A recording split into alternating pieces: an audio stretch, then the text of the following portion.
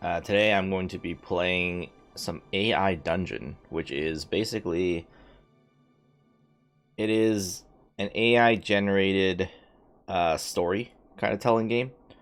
Yes, there is multiplayer. I have not tried it. I don't know how it works, but we could try it sometime. But for today, I'm gonna be playing some single player. We're just gonna see what the AI gives me, and I have tried it a little bit earlier today, and it's actually pretty crazy. Um, I was thinking we could do one of these featured scenarios, actually. I was looking at them and I saw this AI RPG, so I thought I would go ahead and try this one. This is a fully fledged RPG in AI Dungeon. I get to choose my gender, race, class, and recruit party members as well. So we're gonna see how good this scenario is going to be. Alright, let's get started. I think I should probably move the chat box like over here.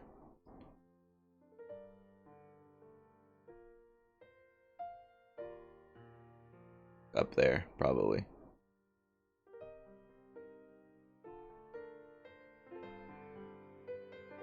Alright, enter my name. Let's go ahead and be Fren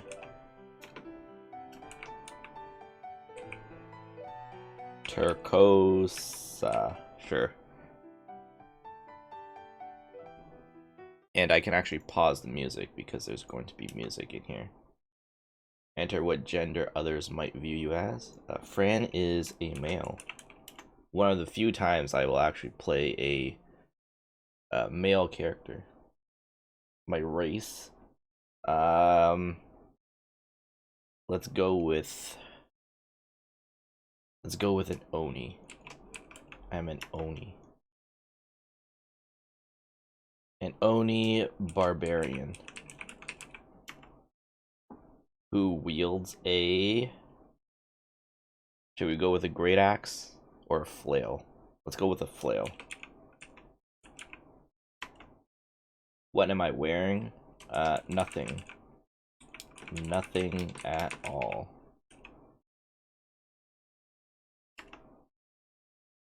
Onis don't have to craft flails to use them. I could find it off of someone's body. Yeah. Enter your special trinket. My special trinket is a finger from a dead dragon. Enter the name of the land you wish for your adventure to take place. Alright, I'm just gonna put a few random letters together. Kurokasa. Kurokasa. Hello, Krevet Zom. This is AI Dungeon. Children of trash who steal our crops, the Kraxil who threatens to destroy us all, and the Usksha who plague our town with their sandworm raids. Okay. Yes, so I can enable text to speech so I don't have to read everything out loud. Let me go ahead and edit the adventure first. So we'll keep it safe for work since I'm on stream. Safe mode prevents, we can let him use explicit words, that's fine. We're gonna use RPG stats, that's the one I want to turn on. And we'll turn on fantasy music as well. And I think I'm gonna keep, let's go ahead and go adventure mode. So adventure mode enables death, and but it disables alter, so I can't change what's already happened. Whereas hardcore means I can't undo, retry, or alter. So I might do hardcore later, and death is permanent. But let's start with adventure, so if anything happens and I need to change it a little bit, I can still do that.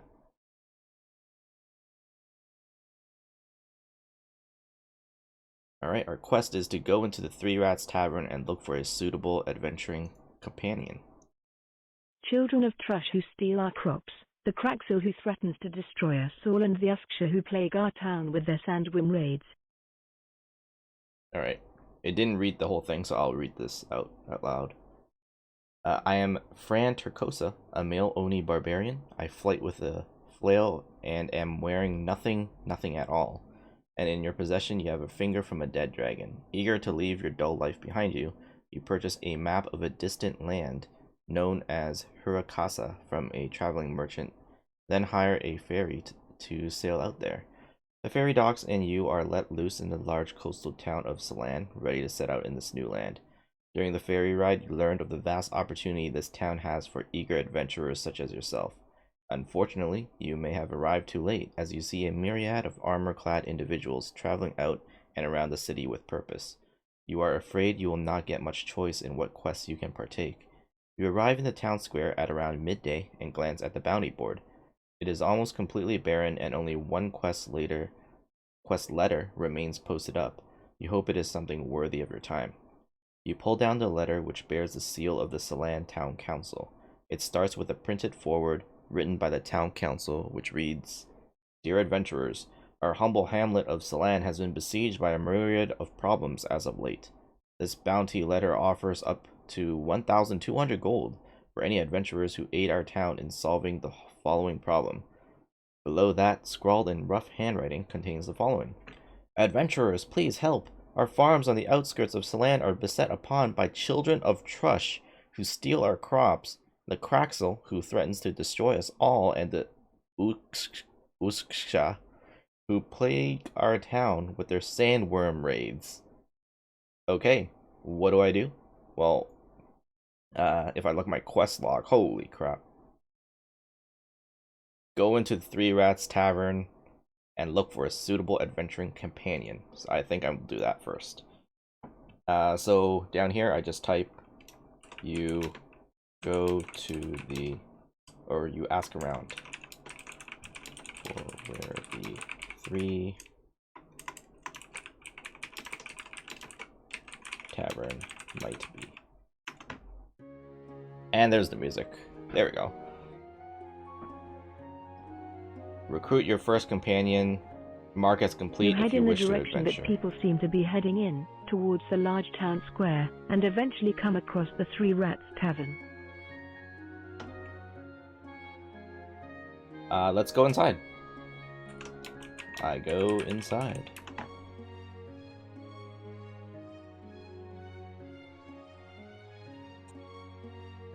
The door to the tavern swings open and you enter, finding yourself in a dimly lit room.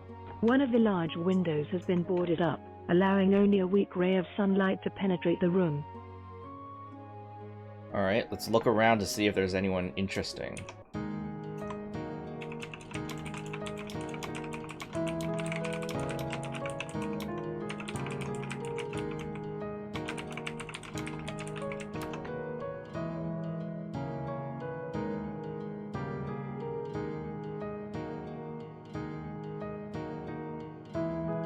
Yeah, it's using some fantasy music. At a corner table sits an older man wearing typical barbarian leathers with a large blue pack at his feet.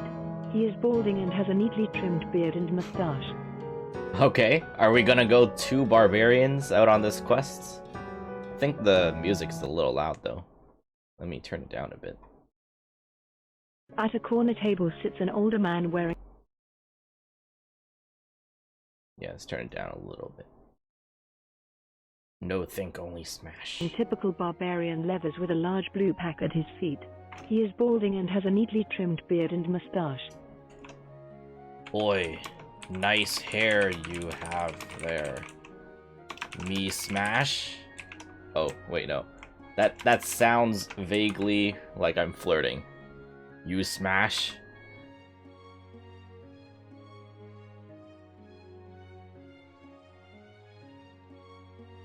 He glares briefly at you before muttering, yeah, thanks.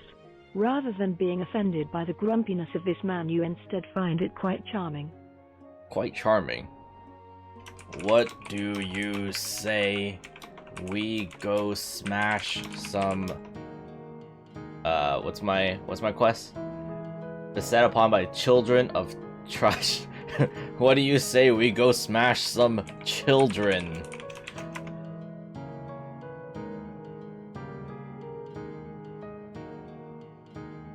You hear that? The man laughs. She wants us to smash some children. With a slam of his fist against the table, he rises to his feet. I'm ready when you are. Me no she. Me is a he.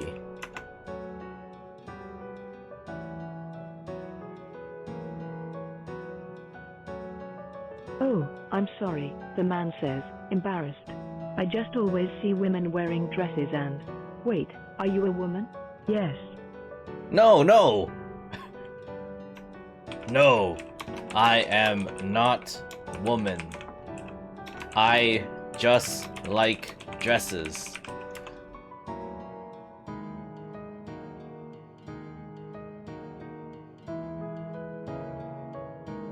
I see, the man says slyly. Well, I guess that explains it. In that case, let's go get those kids smashed. A couple of hours later you are sitting in a jail cell. Oh no! Alright, well. Well, what do we do now?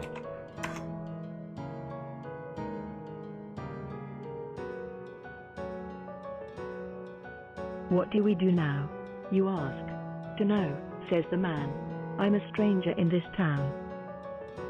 We two strangers smash child, get thrown in jail. We are screwed.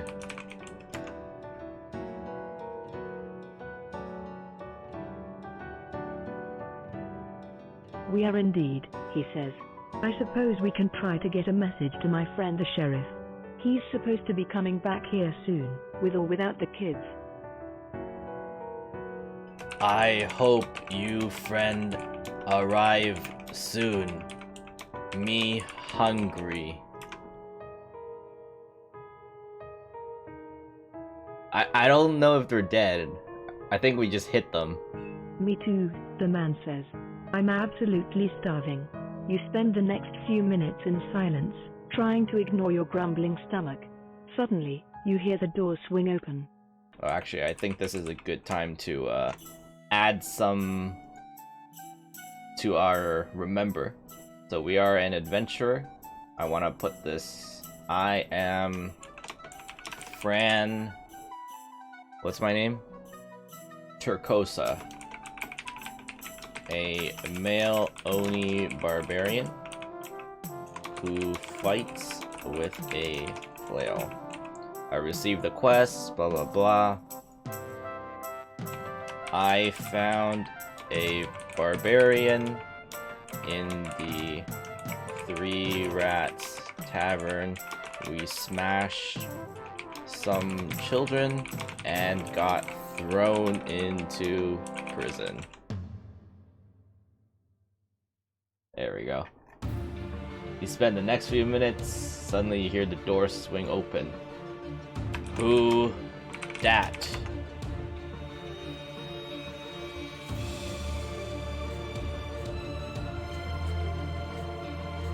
Who's that? You ask. I dunno, replies the man. Let's find out. The stranger approaches your cell. From his appearance, you surmise that he is the sheriff. Can you hear the TTS, or is the music too loud? Like, the music is insanely loud, even though it's at 12. Oh, you can? Alright. Who's that? You ask. I dunno, replies the man. Let's find out. The stranger approaches your cell. From his appearance, you surmise that he is the sheriff. Let me out. Me, innocent barbarian.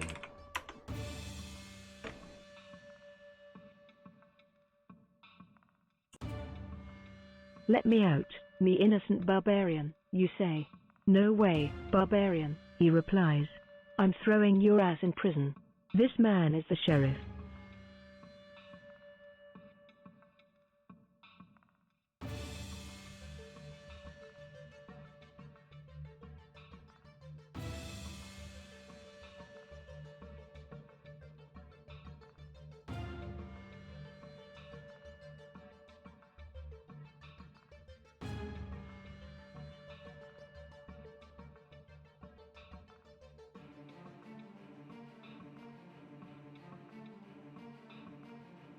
The sheriff approaches you with a set of keys. "Fine, I'll let you out," he says. "But if you try anything, I'll throw you in prison for 40 years. Deal?"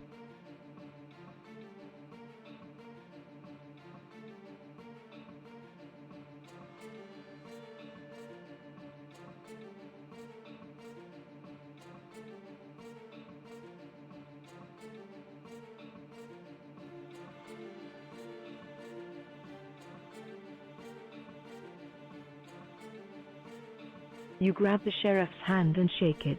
He opens the cell and you step outside. "Come on, let's get you something to eat," the sheriff says. "My name is Kyle."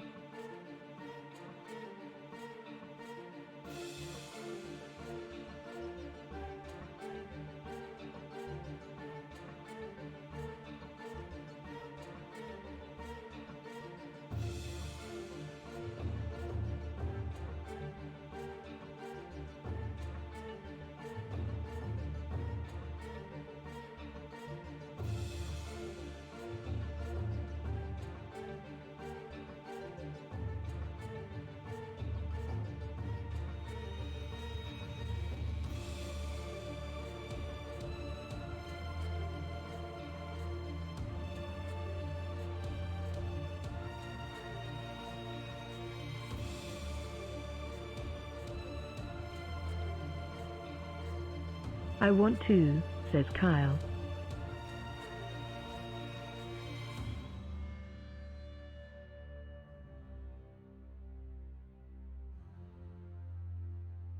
"I can't," says Kyle.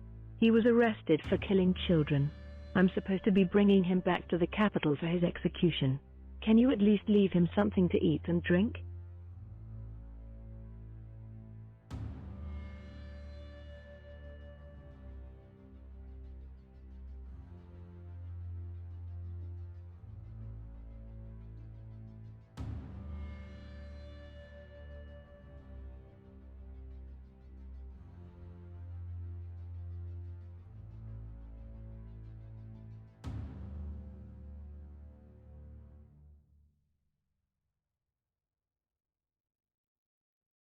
You leave the jail and wander down to the tavern on the corner of the street. As you walk in, you bump into a man leaving. "Hey, watch it," he says.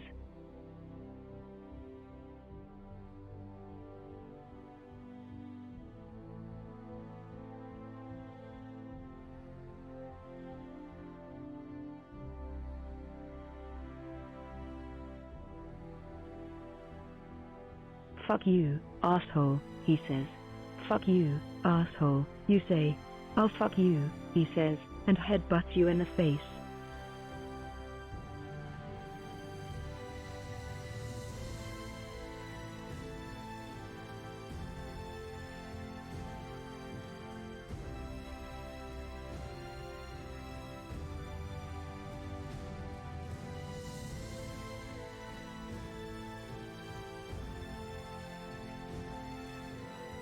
"Now we're talking," he says, and pulls out a flintlock pistol. "I'll fucking blow your brains out," he says, and cocks the hammer. You take 3 steps back.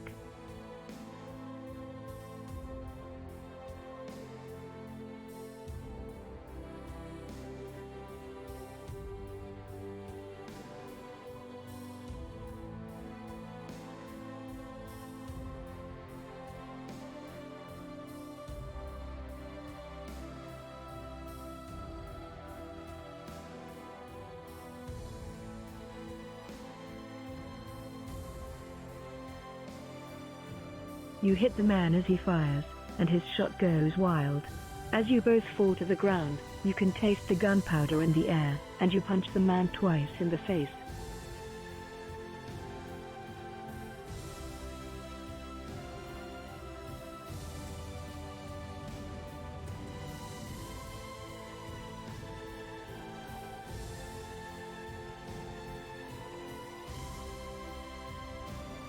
You keep smashing his face in, and he doesn't seem to be trying to defend himself. Eventually, you stop, and the man lays dead on the ground. You stand up, and start walking down the street again.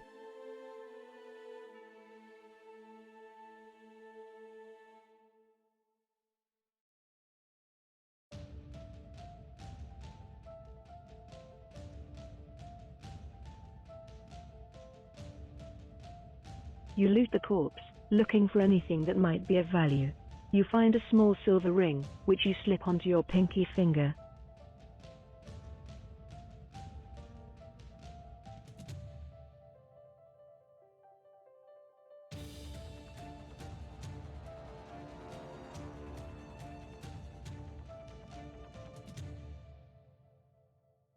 You walk back to the jail. As you approach, you hear shouting and dogs barking. What's going on? You ask a guard. Barbarians from the mountains have come to raid our town.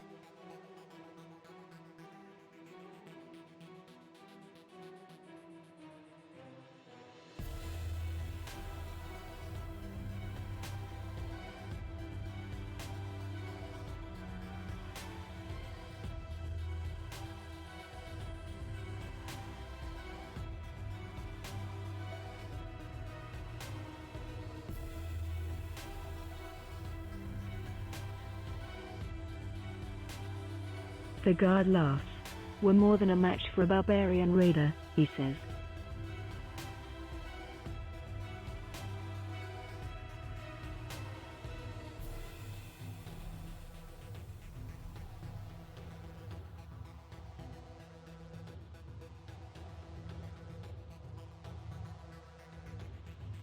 He's the one they just dragged out of his cell, he says.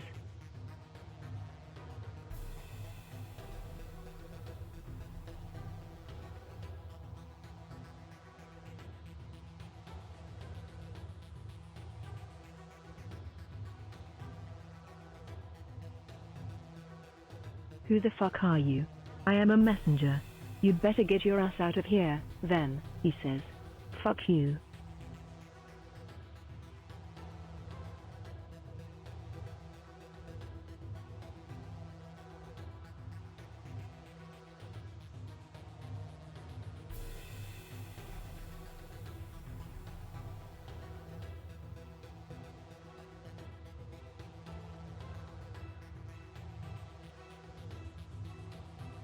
You swing your flail and cave his skull in.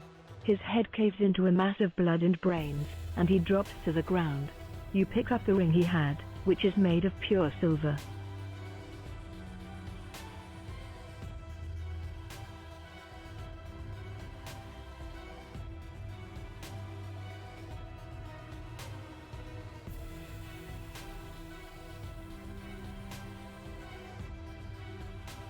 You put the ring on your other pinky finger.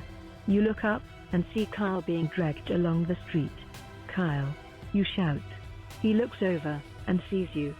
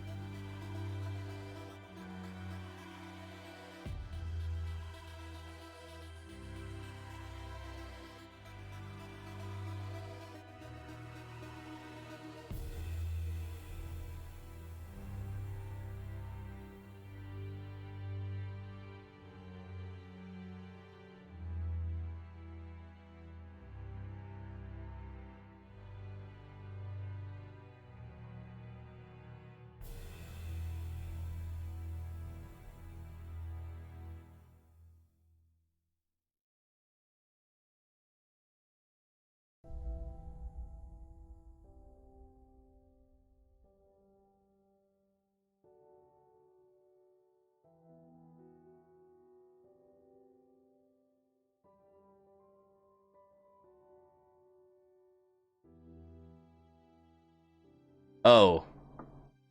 I was muted. I was muted a lot.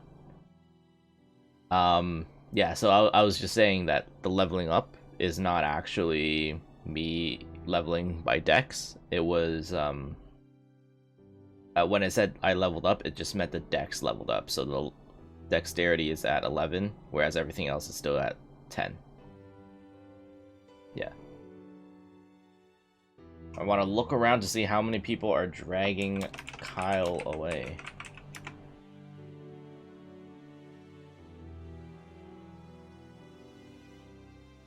Yeah, so apparently Kyle You is see being... Kyle being dragged by 2 guards, and another guard standing ahead. Kyle. You say, "Get out of here, Ozan." He shouts, struggling to free himself from the guard's grip. Ozan? Who the hell is Ozan? Slash say. Who is Ozan? Did he do this to you?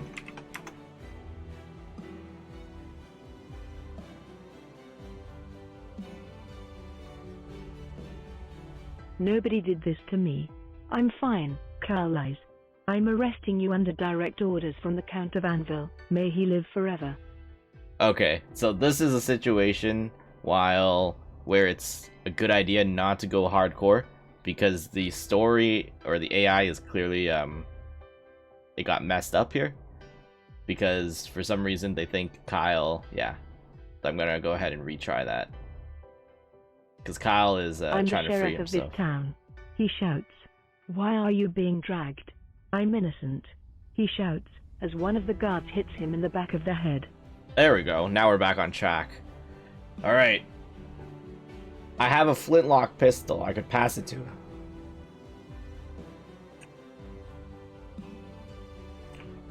Yeah, I could pass it to him and...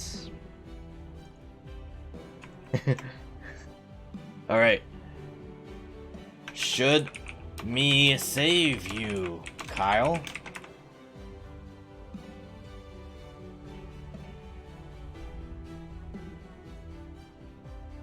Don't you fucking dare, Ozan. Get the fuck out of here. The guard standing in front of you turns around. Are you talking? He says. Who the fuck is Ozan? Who the fuck is Ozan?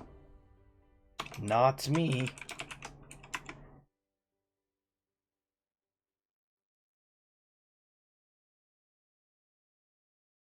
The guard turns back around, and you run forward, tripping him up.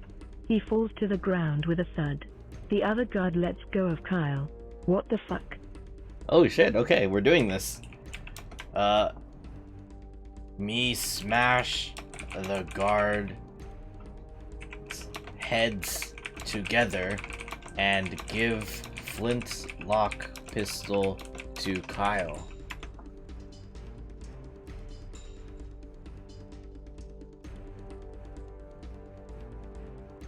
The guard gets up and punches you in the chest. You fall to the ground with a thud and wheeze. Oh no. Grab his ankle and break it on a nearby rock.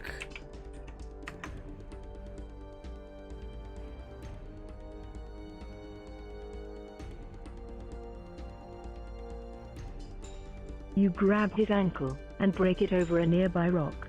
He lets out a shriek of pain, and you punch him in the face. He falls to the ground, and the other guard runs away. Oh, no you don't.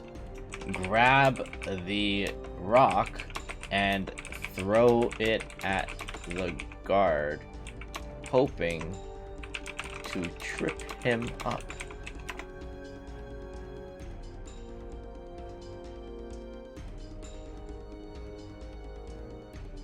The rock lands on his face, and he falls to the ground. Come on. You shout to Kyle. You run over to him and drag him up. Thanks, Ozan. Dude! Why does he keep calling me Ozan? Me not Ozan. Why you keep calling me Ozan? Bitch.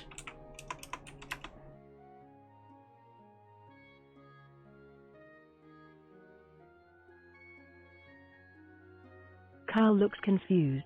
What? What happened? He says, in a thick Scottish accent. I was just dragged out of the tavern and...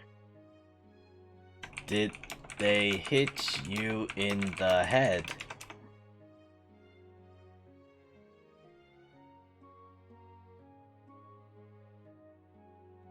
No.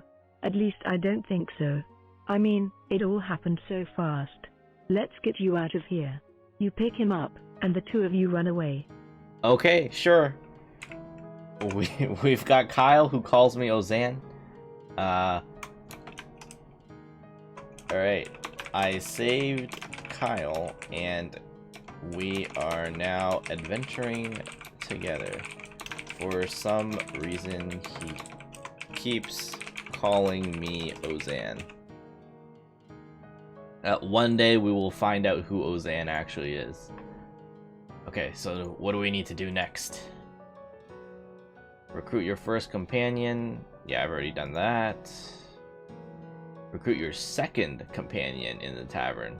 Okay, let's head back to the Three Rats Tavern then. Head back to the Three Rats Tavern to see if there is anyone else there.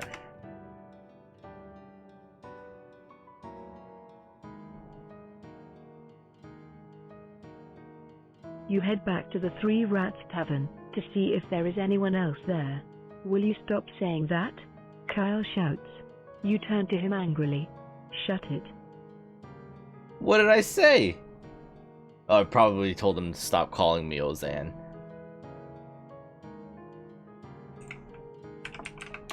Stop calling me Ozan. Let's go inside to see if we can get more help on our quest.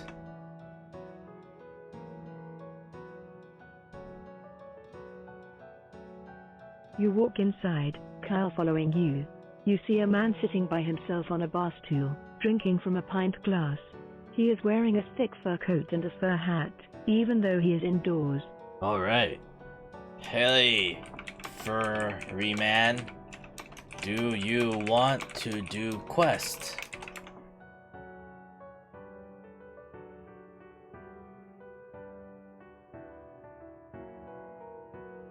He looks up at you. What kind of quest?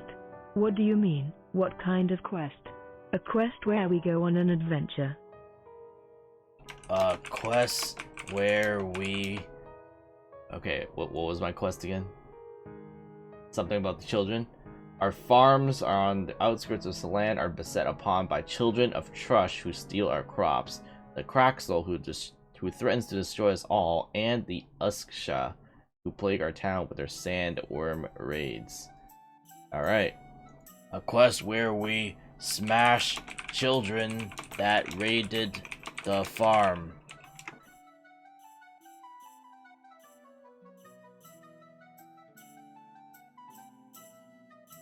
Oh, yeah, that sounds fun, the man says. Who are you? Kyle asks. I'm Roggenvold Ironforge, dwarven warrior of the north. Shit! He says. Roggenvold Ironforge. Now it sounds like a party. We meet Roggenvold Ironforge, dwarven warrior of the north. Our goal is to find the children of Trush and punish them for stealing crops. We're not three barbarians. I'm a barbarian. Roggenvold is a warrior, and I think Kyle is probably... He's a sheriff, okay? I don't know what class that is, but he's a sheriff. Okay, Roggenvold, let's go find some children.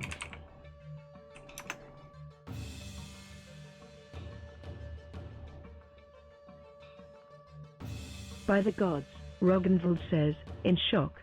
You find one child, and they've destroyed the entire field. I think I'm in hell. Let's go back to town. No, what the fuck? You are dwarven warrior of the north, are you not? You cannot be afraid of one measly child?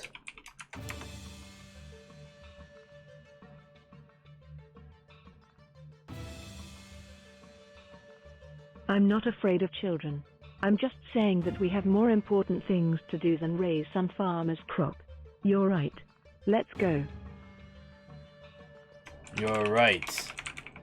Let's go fuck up these children for 1,200 gold.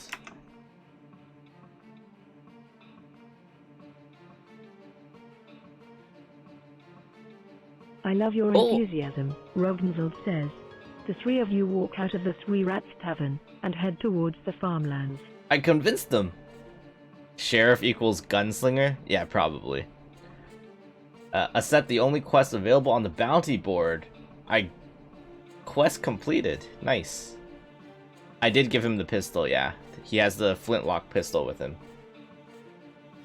Three of you walk out of the Three Rats Tavern, heads towards the farmlands. Alright. Scan the farmlands for any signs of the Children of Trush.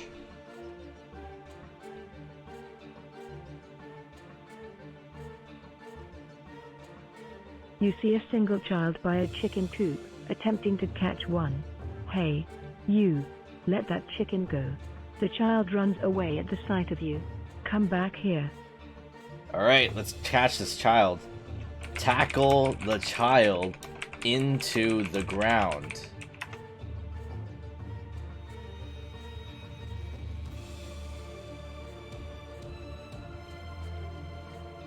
You tackle him successfully into the ground. The child looks up at you, revealing himself to be a young boy with blonde hair and a freckled face. Let me go. You child of Trush, you raid farmlands, you bad kid.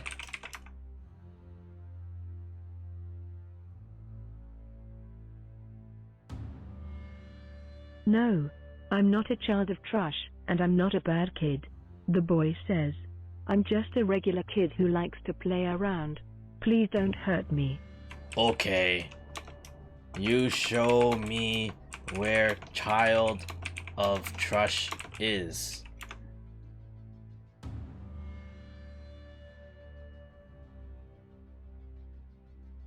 Really? You'll let me go? The boy says. Yes, but you need to show me where the other child of Trush are. Oh, okay then, the boy says.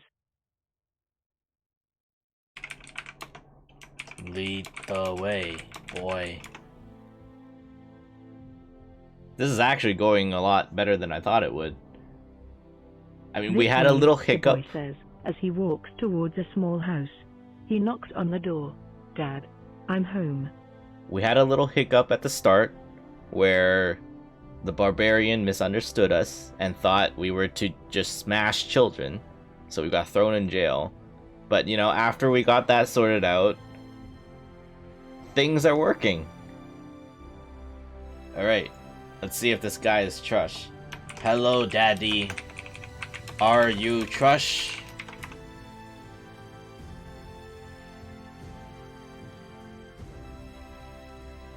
The boy's father walks out of the house. He is a large man wearing a fur coat. Hello, Bran. Let me go. Wait, what is happening? Okay, I think the AI is confused. I don't know who Bran is, and I don't know who just shouted "Let me go." Let's go ahead and refresh that. Yes, Oh. I am. A large, burly man appears behind the boy. Who are you? How dare you scare my son like this? Alright, he's Trush. Should we talk to him, or should we just go ahead and sock him?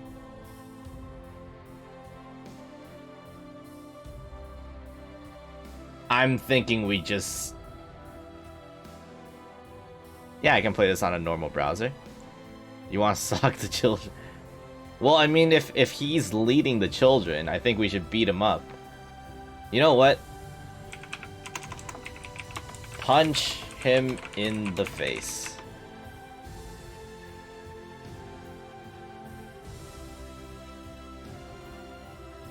You punch the man in the face as he falls to the ground.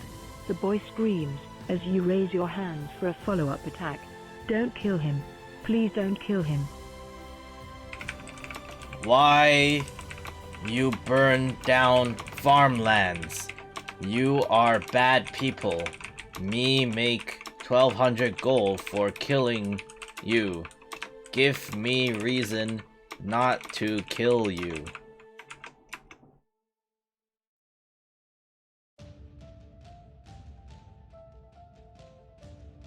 We don't burn down farmlands. We're not the children of Trush. Trush says. What? But you are Trush, are you not?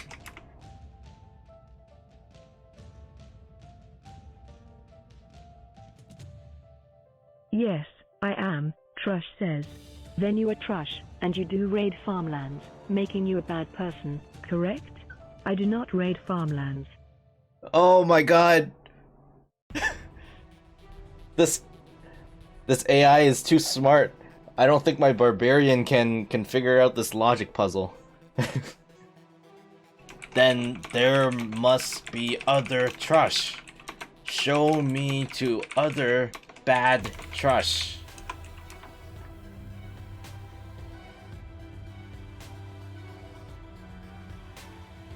There's no other Trush, just me. I don't raid farmlands. Except once, when I was drunk. I'm sorry about that. Please don't kill me or my son, Trush says. God damn it. Oh, okay, what else? Children of Trush who steal our crops, so I guess they're not evil. So let's ask about the Craxel who threatens to destroy us all. Okay, do you know Craxel? The Craxel who threaten to destroy us all? Actually, before that, let's go ahead and update our info. We found Trush and learned that he is not evil. He raided the farmlands only once when he was drunk. What a plot. I didn't expect that twist. Alright, let's see if he knows who the Craxel are.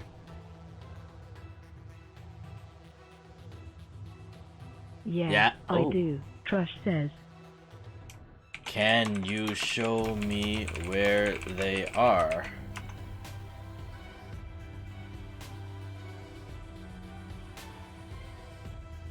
Sure, follow me, Trush says. Ask, Daddy, the boy says, hugging his father's leg. Daddy.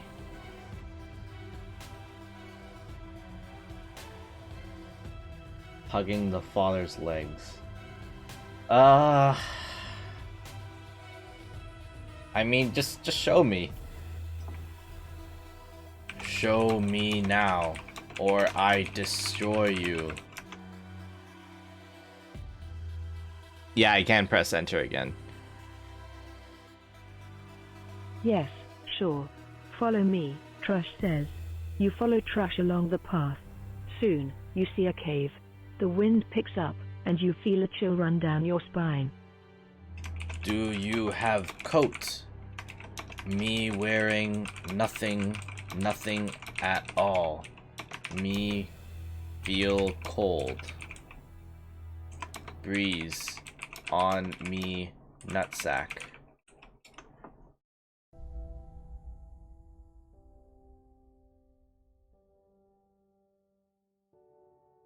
I don't have one, but we're almost there, Trush says.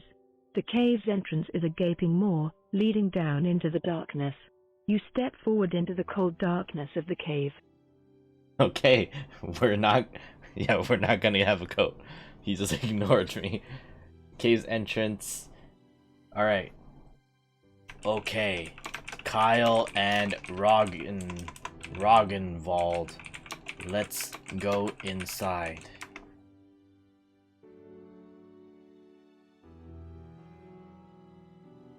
You walk inside the cave, with Kyle and Roggenwald following close behind. As you step deeper into the cave, you can see the faint outline of a figure sitting on a large block of stone. Are you the Craxel who threatens to destroy us all?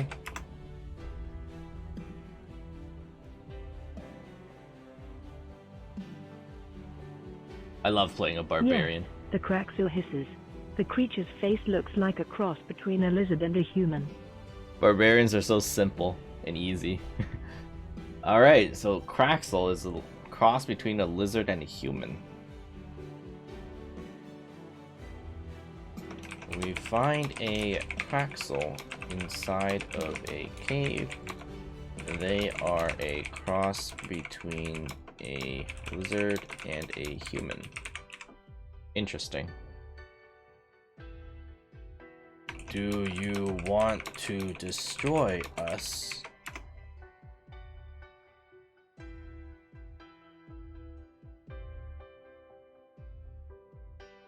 I do, the Kraxel hisses. I want to destroy Kyle. I want to destroy Roggenzold. I want to destroy you.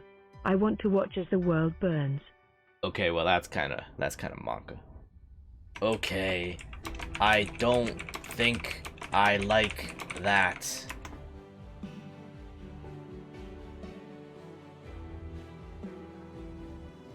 You step backward. You think you don't like that? The Kraxel asks. Kyle, shoot him now.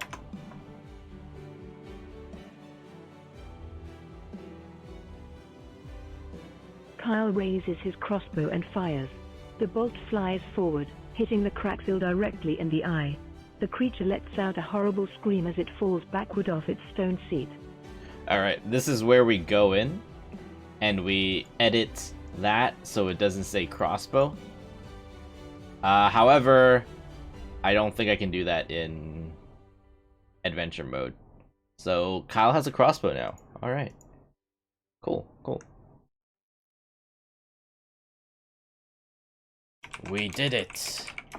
The Kraxel is destroyed and the world is saved.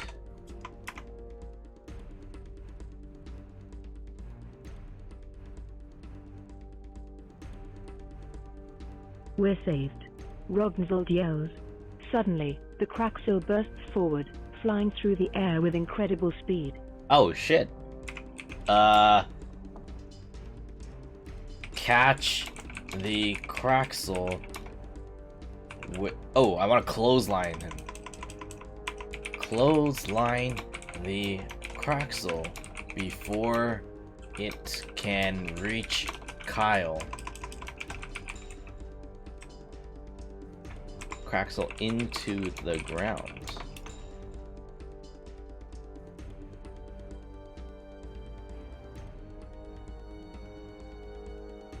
The Kraxel tackles Kyle, grabbing him by the head and throwing his head against a nearby tree. I will destroy you, it says, grabbing Kyle by the skull. Wait, please. Oh god, I failed the check. So he got Kyle anyway. Wait, please.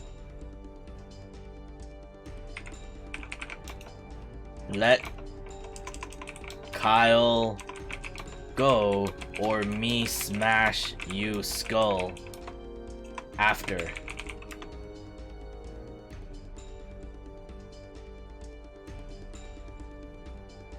Fine, the Kraxel hisses. The creature tosses Kyle's body to the ground. I don't need this one anymore, Kyle. Alright, I gotta rush him. Go into a rage and slam my flail into his skull.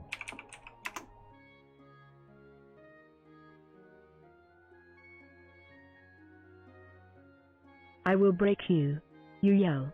You swing your flail in a wide arc, hitting Kyle in the side of the head. Oh! Yes. Smash. S'more ash. Well, I think Kyle's dead. Continue to smash, hoping to hit the Kraxel in the skull.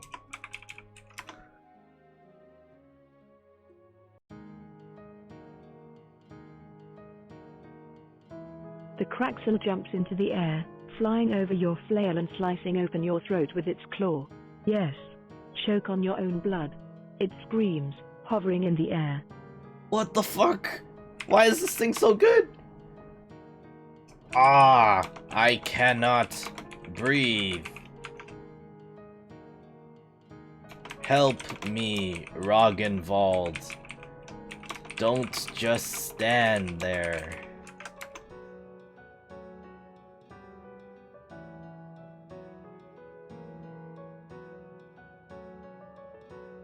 Roggenwald grabs his axe, preparing to strike the Kraxel in mid-flight. Don't worry, Kyle. I'll save you, he says. This turned out to be a boss fight. I thought we killed him. Okay, I'm gonna flank. Okay. Hold my throat to stop the bleeding. And get into position to flank the Kraxel, hoping to aid Roggenwald land his attack.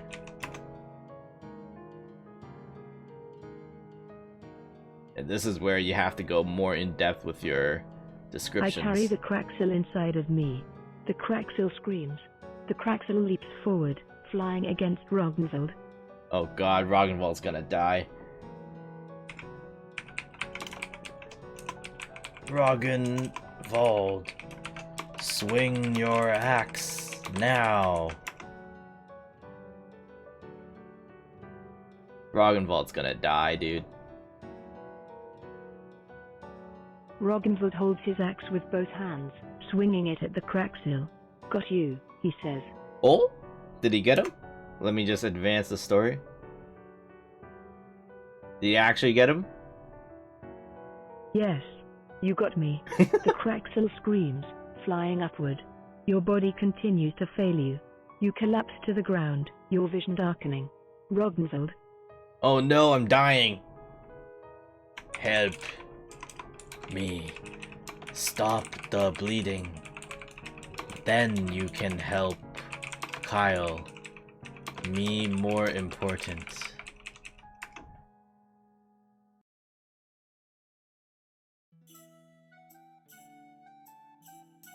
Roggenwald attempts to help you, but it's no use. It's too late, he says. You see Car's body, laying on the ground, killed by the Kraxel. No! Kyle's dead. I'm about to die. Do not give up on me. I stop the bleeding with my intense rage.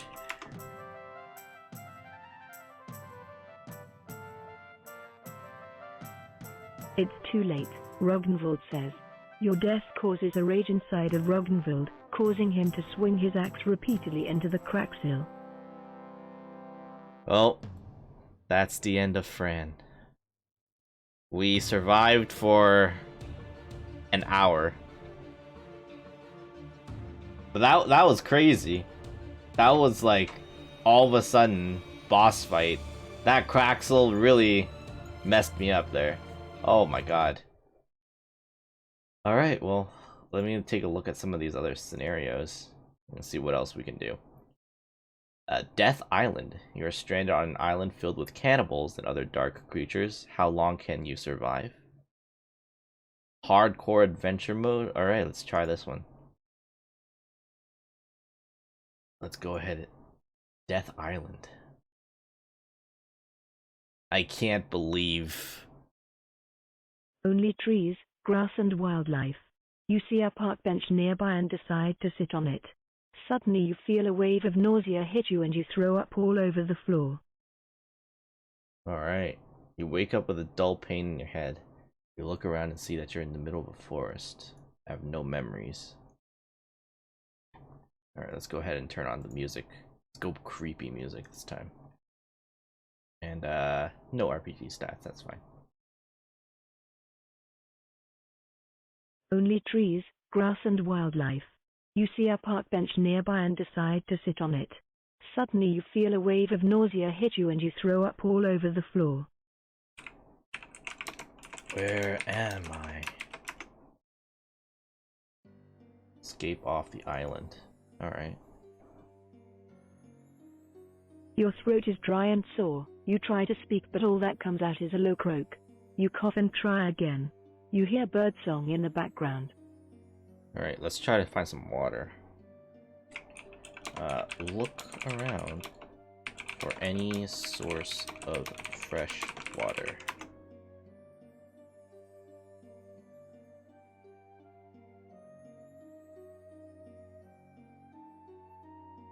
You try to stand up, but you feel a little dizzy. You sit back down on the bench and wait for the spinning in your head to stop. You look around to see if you can spot any potential water sources. Alright, let's advance the story. See if I find anything. You see a stream over to the right of the bench. You walk unsteadily over to the stream and kneel down beside it. Alright. I'm just gonna assume it's clean. Let's drink from the stream to parch my throat.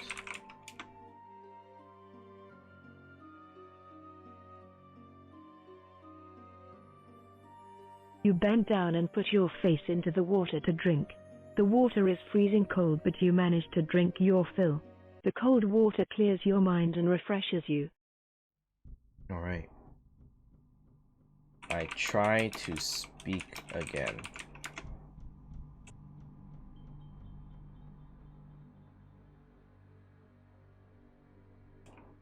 The pain in your throat has gone and you feel much better. You stand up and look around, still nothing. Hello. You shout. Your voice carries out across the forest, but there is no reply. Alright, what do we need to do in order to survive? I think we need to start gathering, like, I don't know, sticks and stuff so we can create heat. Alright, and we probably want to stay near this river. So, gather some dry sticks so I can create a small fire when I am cold.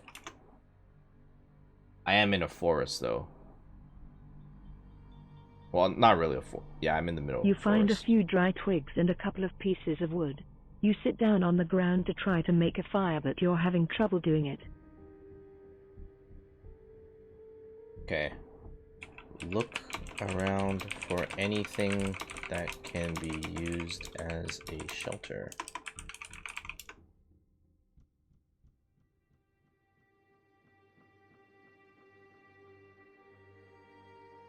There are no houses or other man-made structures anywhere. You see an abandoned cabin over to the north. You head towards the cabin, and as you get closer you see that the door is off its hinges. Okay. Stealthily approach the cabin.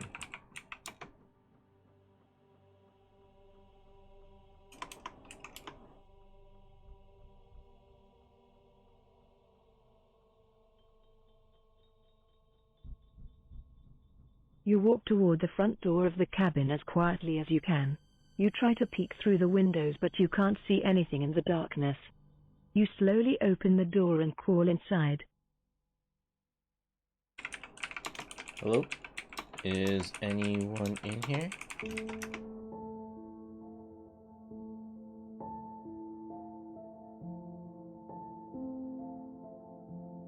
As soon as you enter the cabin, you smell the strong, acrid stink of smoke.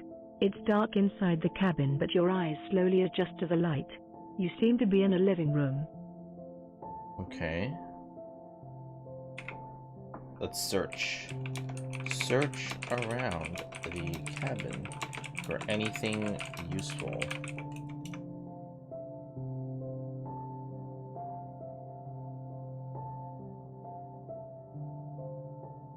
You look around the cabin for anything useful but don't find much. You do find a tin pot and a metal pan in the kitchen. You walk back over to the pan and fill it with water from the stream. Alright, that's smart. Let's look for blankets or anything we can use to keep warm.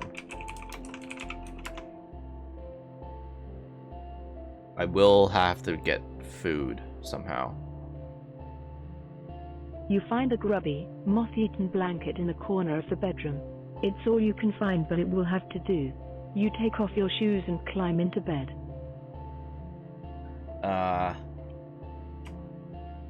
I feel the hunger in my stomach, but try to hold it in. You will have time to find food in the morning.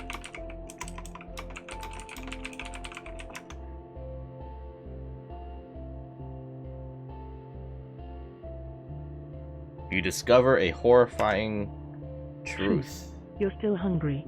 The meager meal you had been hours ago is nowhere near enough to keep the beast within sated.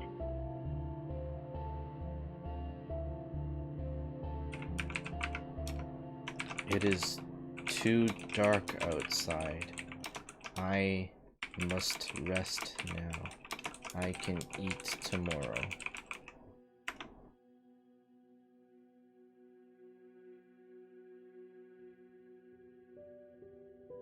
You say to yourself, as you drift off into a restless sleep. You wake up to a new day. You are still feeling hungry and your stomach growls. Alright, well, it's a new day, so let's get up and see if we can hunt something. Okay. Go outside and sharpen some sticks to craft into a spear that I can use for hunting.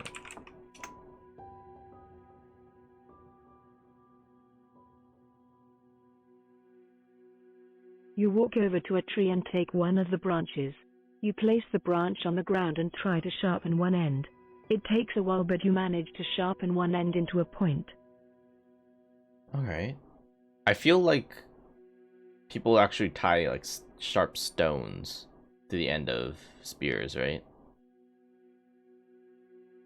Maybe I should do that. Okay. Look for some sharp stones that can be used to make a spearhead.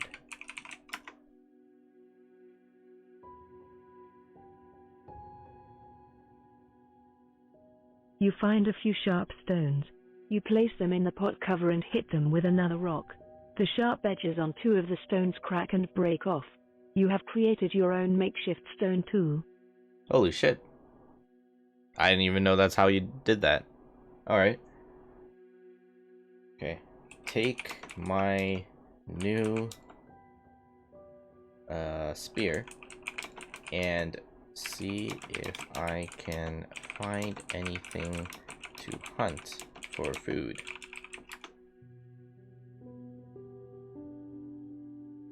You suddenly get hit by A sharp pain in your stomach. I'm still hungry.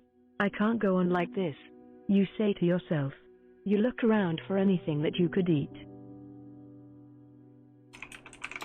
There must be a rabbit or anything of the sort around here.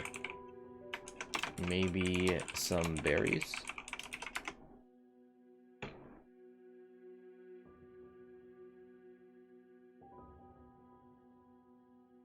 You walk around the island looking for anything that you can use to satisfy your hunger.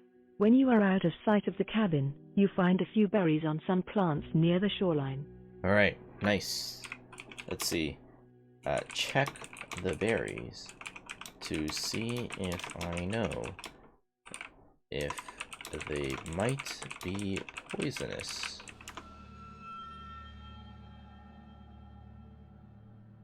You hear a rustling in the bushes near you. Suddenly, A rabbit pops its head out of the bushes and looks at you. You hold out one of the berries and call, "Here, rabbit, come get the berry." The rabbit hops over to you. oh, this is good. If the rabbit comes close, wait for the rabbit to come close enough to grab it by its ears.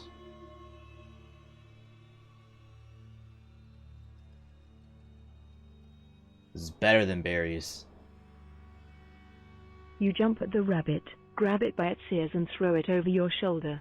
The rabbit kicks you in the back, but you hardly notice the pain. You walk back to the cabin with the rabbit in hand. Ah, perfect. Cook the rabbit and eat it to satisfy my hunger.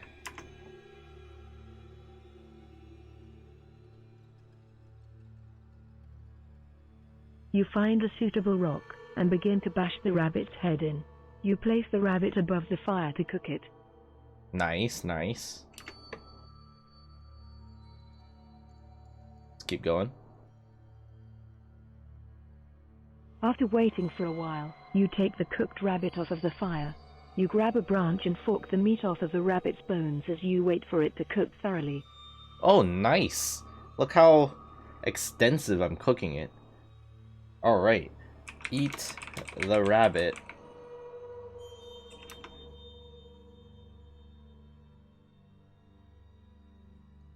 After it's cooked, of course.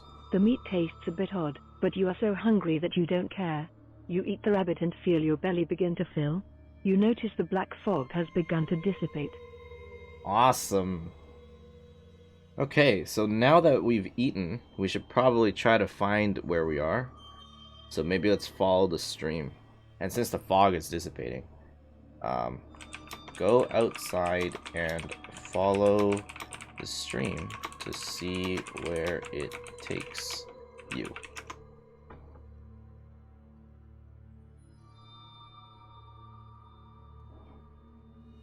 You walk outside of the cabin and look at the stream that you were following.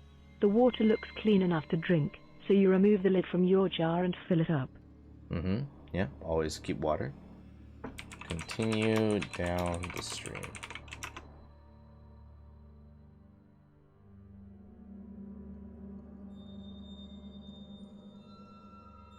You walk along the stream until you see a clearing up ahead. You notice some animal traps and items for tanning hides. You also notice a knapsack. You walk over to the traps. Ooh, there might be someone here. Okay.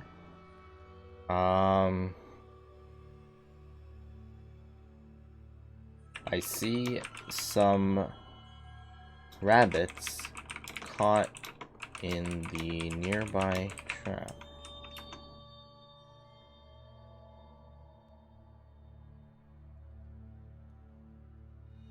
You notice a rabbit in one of the traps. You pull the trap out of the ground with some effort. There are 2 rabbits inside. Alright. I'm gonna rob this person of his rabbits. But I should probably check out the area. Look around for any signs of a shelter.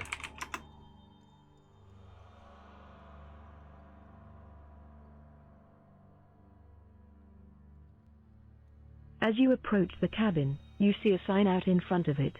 The sign reads "Danger. Keep out." You walk up to the cabin and place your hand on the doorknob. Alright, I guess we're committing to this. Open the door.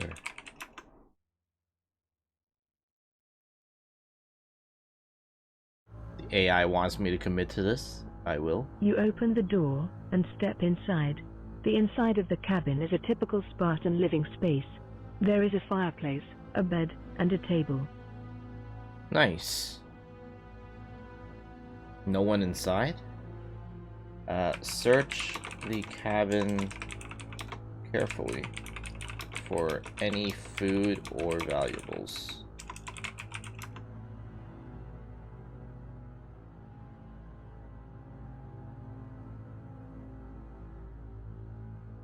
You begin to search the cabin for any valuables you can find. You look through the knapsack first. You find a book, and inside the book is a letter. Ooh. Read the letter.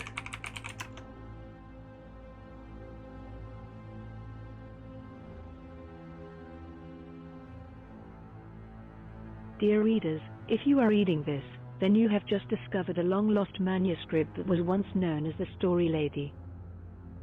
Okay, let's keep reading.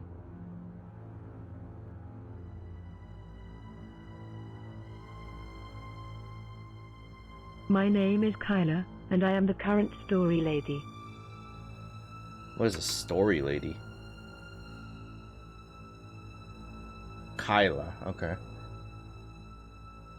These stories have been passed down for generations, and now it is my duty to record them for you. I hope you will enjoy them. Alright, this is important, so I kind of want to put a /remember here.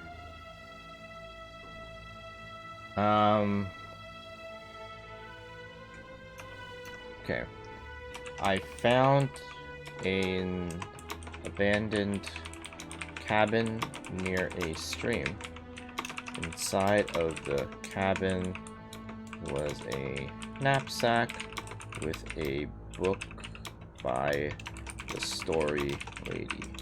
The current story lady is named Kyla.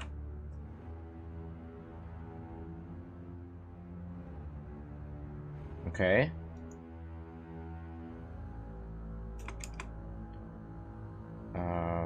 Read the book.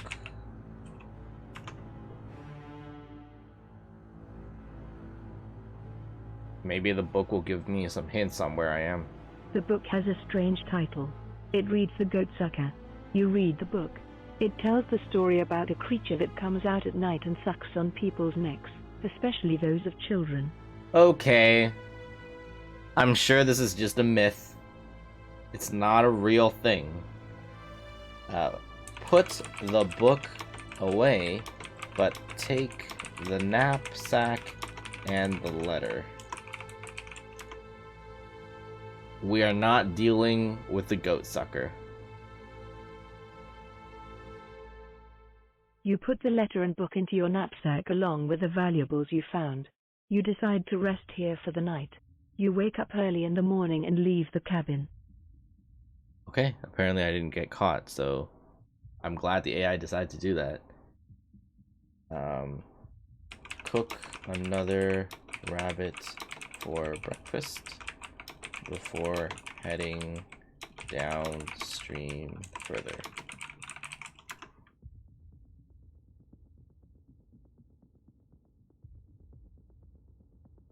The music makes this really creepy. You catch another rabbit and cook it over the fire, eating it. You decide to follow the stream down the mountain a little further. You come across a rock which appears to be glowing. You approach the rock. A glowing rock? I feel like if we see a glowing rock, we should touch the glowing rock.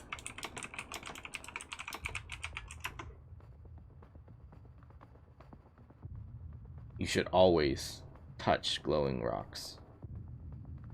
You touch the rock and then immediately remove your hand from it. It is warm, but there is something else at work here. You feel oddly attracted to the rock. Oh no. Alright, I gotta keep this PG. Wow. What an attractive rock.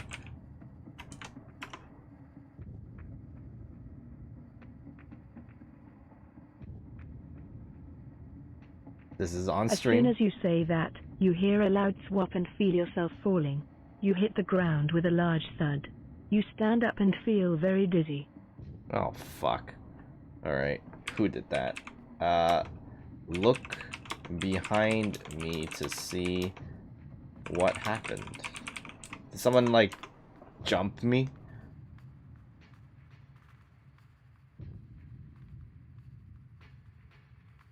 As you look behind you, a large wooden spinning wheel appears. The wooden spokes are moving very quickly, and you are hit by one of them. What the fuck? Okay, try to catch my breath and begin to run away from the spinning wheel. Try to dodge the spokes as they come close.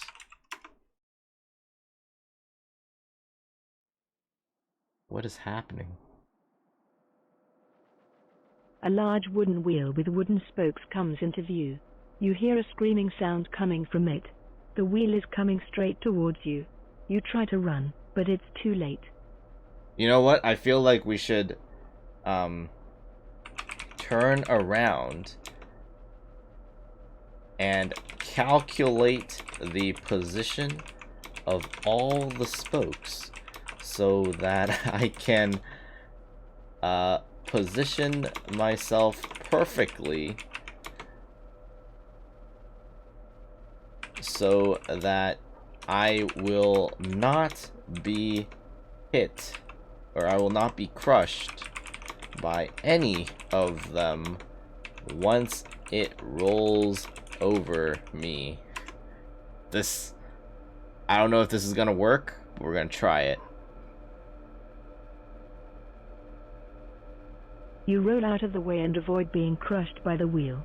The screaming sound coming from it has stopped. The wheel comes to a stop after running into your backpack. You stand up and walk over to it. Okay, we managed to dodge it. Inspect it. Inspect the spinning wheel. Like, why was there screaming coming from it?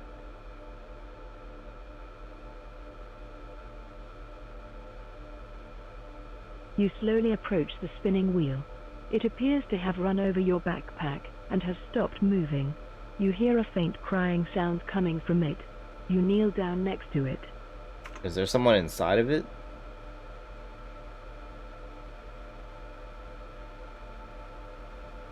You reach inside and pull out a small green dragon. He appears to have been the one who was screaming. What are you? You ask him. He looks up at you and sniffles. A small green dragon. Are you hurt? Were you placed in there by somebody?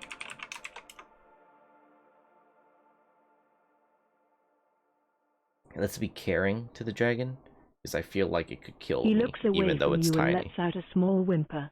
I've been very selfish, he admits. You hear a loud swap and look behind you. God damn it. Alright, advance the story. What is it now? At least it wasn't a thwop on my head. The spinning wheel has begun to roll in the opposite direction. You stand up and try to run out of its way, but it's too late. The spokes catch your feet and send you toppling over. Oh no. Okay. Continue to roll away. To roll out of the way. Protecting the green dragon with my arms.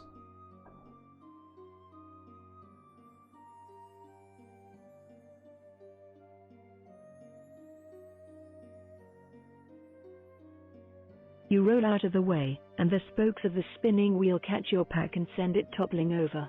You stand up and watch as the small dragon flies out of your hands and into the spinning wheel. Oh no, it's gonna die. Again. Chase after the wheel, calling out to the dragon.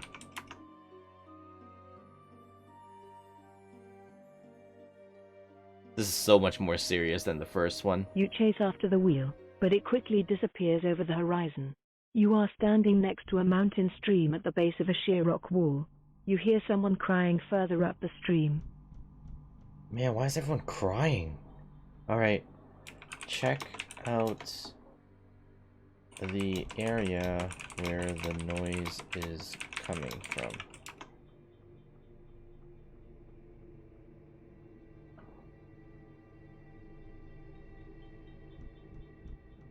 You follow the sound and come across a beautiful young woman. She appears to be very sad. What's wrong? You ask. Why are you crying? I'm trapped, she whimpers. Trapped? How are you trapped? Like one of those animal traps? I'm not allowed to tell that, she whispers. What? Why not? You ask as you take a step towards her.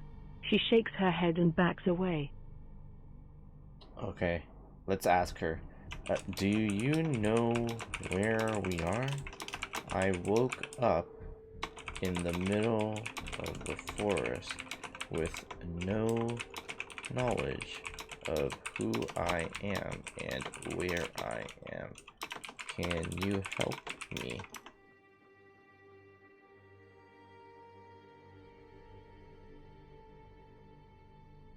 She shakes her head. I don't know, she whispers. You reach out towards her and touch her shoulder. She slowly turns around to face you. Okay, I'm getting creepy for vibes from her. So, inspect her face. I have a feeling she might be a monster.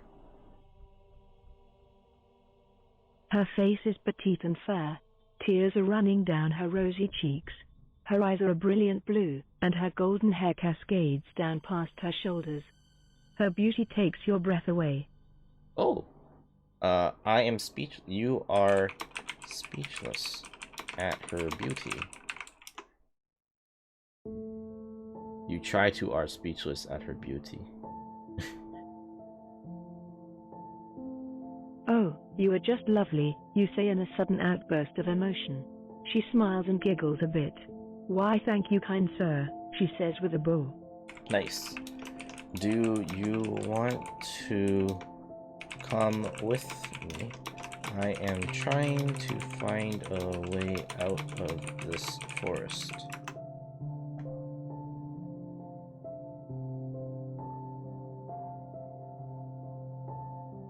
She nods. Yes, that would be most welcome, she says as she takes your hand. You lead her out of the forest and back to where you had made your camp. This is most certainly not a romancing stream. This is actually the creepiest thing ever. We are in a second playthrough. We woke up in the middle of a forest and we're trying to survive. This is the first person we've met so far.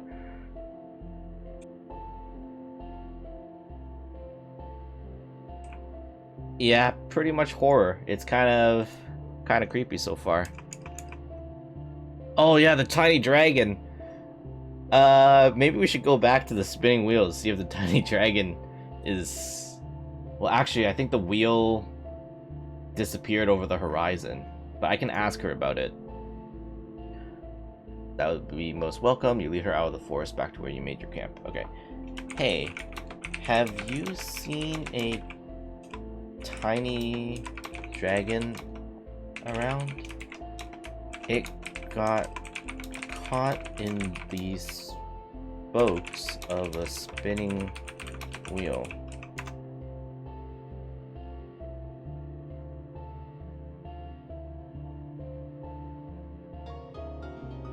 Oh yes, she says. I saw it. What? You did? Where is it? You ask in excitement. I have it in my possession, she says. Wait, find a weapon? The tiny dragon is my weapon? And she has it? Oh, please, let me see it. The tiny dragon saved my life. Technically.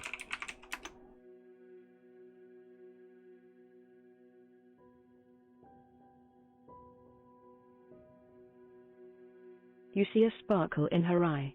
I suppose it did, she says. Very well, then. She leads you to the edge of the forest and stops at a large oak tree. I thought you had it in your possession. I'm a little scared now. Is the dragon here?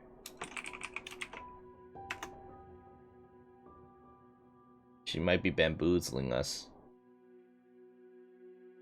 I don't know why the quest completed, but... Yes, it is, she says softly. She leans against the trunk of the tree and looks up into its branches. She looks back at you and bites her lip nervously. Okay, I'm gonna regret doing this, but... Look up into the branches. Yeah, this is a little... suspicious. You see a single beam of moonlight shining down through the branches and illuminate a golden egg. Oh! You look back at the girl and nod. She reaches up and takes the egg from its branch. Wait, is this a dragon egg? Is this a dragon egg?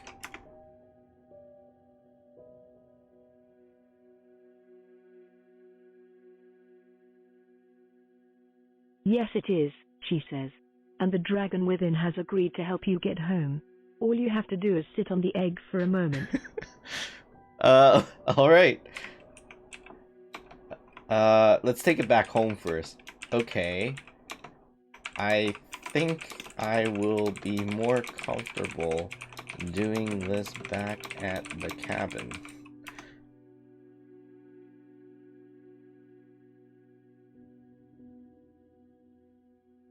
Okay, she says. This way. You walk back up to the cabin and go inside. You sit down on the dusty mattress and look up at her expectantly. Alright.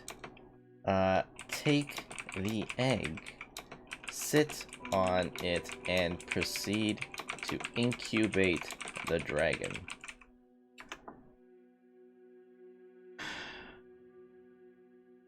I was just saying this was a really serious The girl nods and puts the egg on the floor in front of you. You sit down on it and lean back onto the mattress.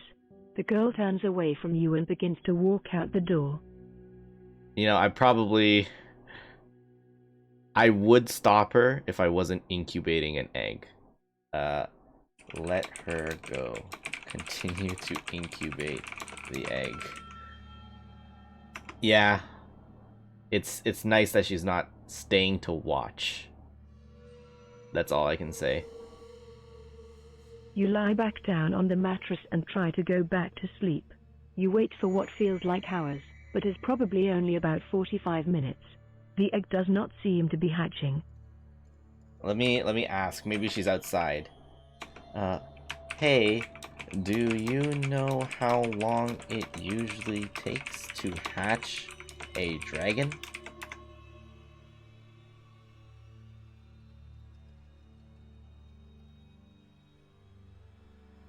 I think it usually takes about a week, she says. You wait another hour and still nothing has happened. You sit up and scratch your head in confusion. Why am I confused? She just said it takes about a week. So I have to stay sitting on the egg for a whole week? Do you think we could time skip this?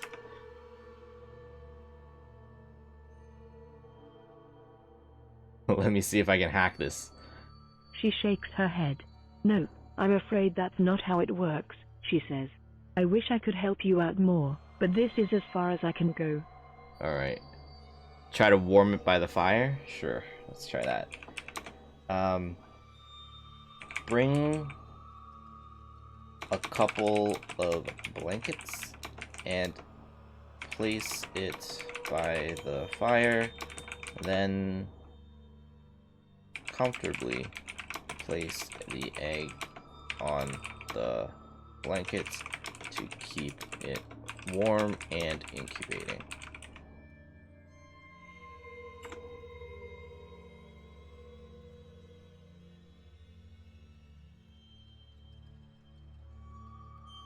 You put the egg next to the fire. You try to snuggle up in the blankets, but it's no good. The floor is stone and stone is cold. Okay. Continue to sit on the egg, hoping the lady was wrong about its hatching time.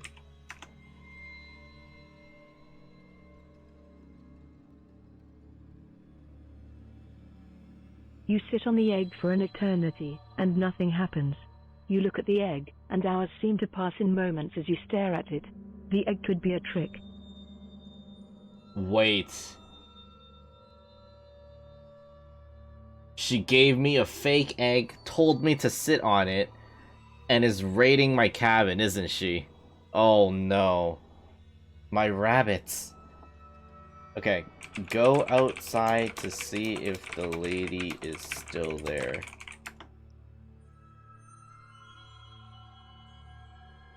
I actually got bamboozled, didn't I? If this egg is what she says it is, then it would be a dream come true. Also, you're cold and you want to go home. You stand up and head towards the cabin door. Okay, let's proceed.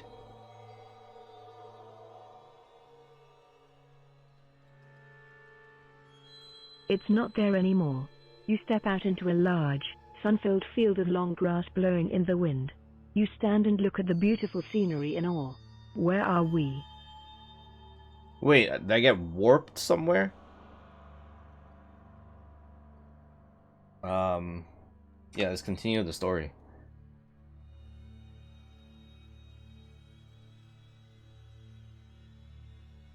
You ask. This is my home, she says. Or, rather, my prison. What happened? You ask. I got lost looking for fairy rings, she says. Thank you for the follow, Crimson Naval. Lost looking for fairy rings? What is a fairy ring? And who are you?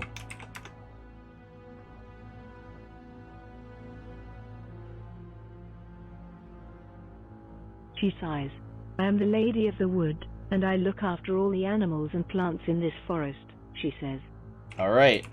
I think that's something we gotta put in the remember.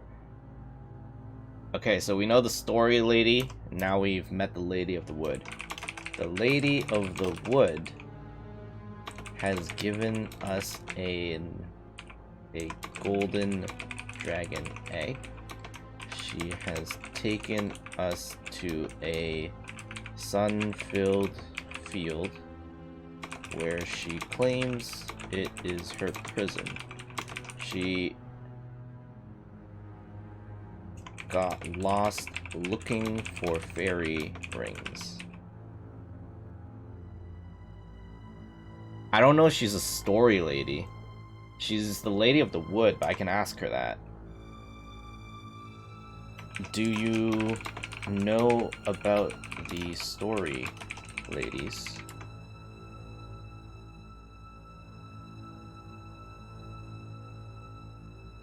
Somewhat, they're being... she says. They are being similar to myself, but they watch over stories. They are neither good nor evil, but rather forces of nature. She pauses.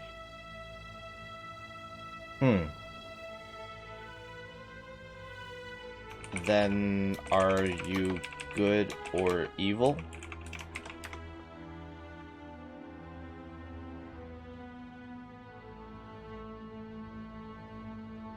Neither, she says. Let's just say I'm concerned about the health of the forest. She turns to you and looks straight into your eyes. I need your help, Willie. Okay, apparently my name is Willie now. My name is Willie. Alright. So we finally learned something about ourselves. Please, tell me what I can do for you.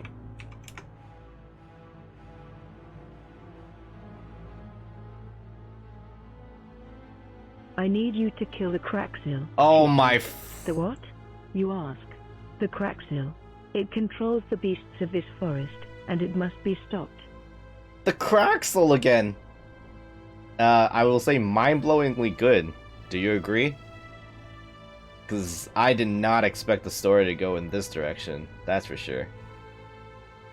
There's some pretty good, revelations so far. Oh my god. So if you weren't here for the first story, we died because we searched for the Cracksil, and the Cracksil killed, like, all 3 of my party members. The Cracksil was it was a lizard human kind of thing. Yeah, I didn't even think this was the same world. Holy crap.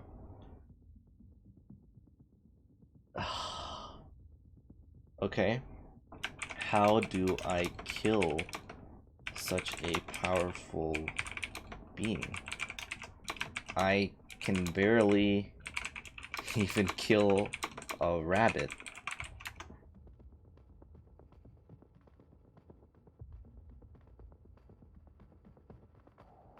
I don't doubt your abilities, she says. The Cracksil has a single weakness. It is heavily armored, but its underbelly is vulnerable. Even a simple bow and arrow will do. I mean, that's great, but my lady, I cannot even fire a simple bow and arrow. I have no skills whatsoever.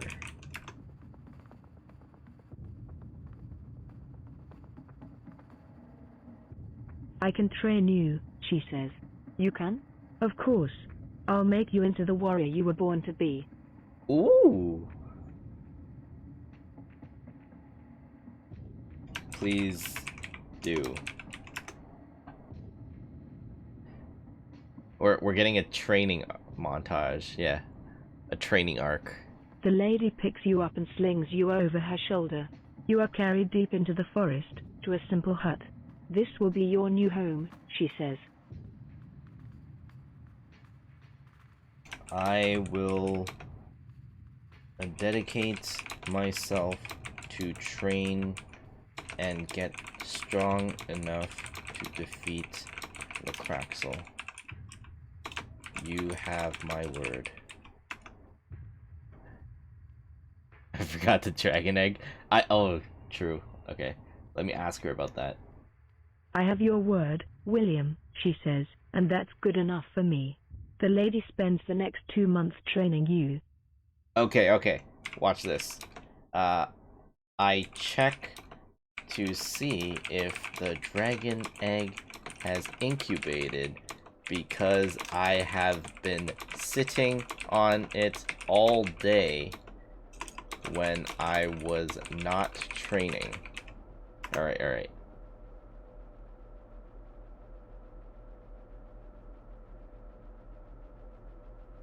You stand up and almost fall over. You feel dizzy and strange, like you don't quite know where you are. Everything feels very unfamiliar for a moment. Oh no. What's happening? Look around to see what my surrounding is like.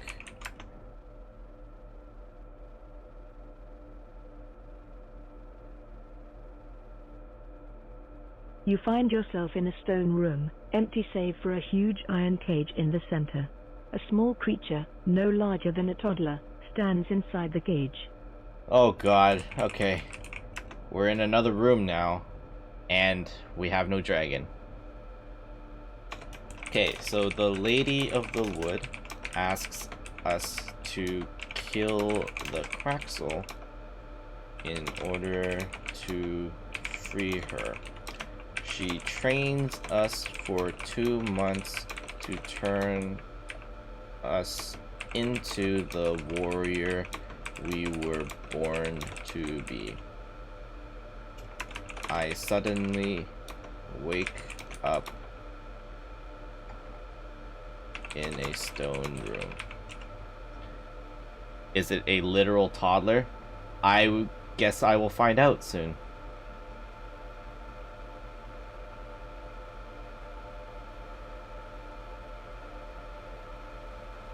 Okay, let's remove this. Lady of the Wood asks us to kill a Kraxel. Small creature, no...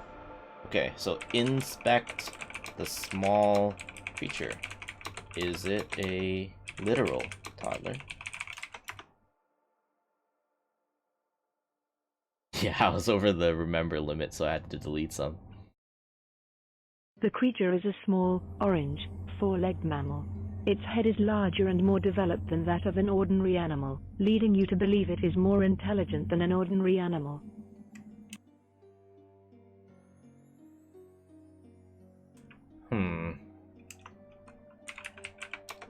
Excuse me. Do you know where I am? Small orange four-legged mammal. The creature stares at you, trembling. What are you in for? You ask, trying to start a conversation. I didn't do anything, it says in a small voice. I mean you no harm. Please. I am simply curious as to why I am here.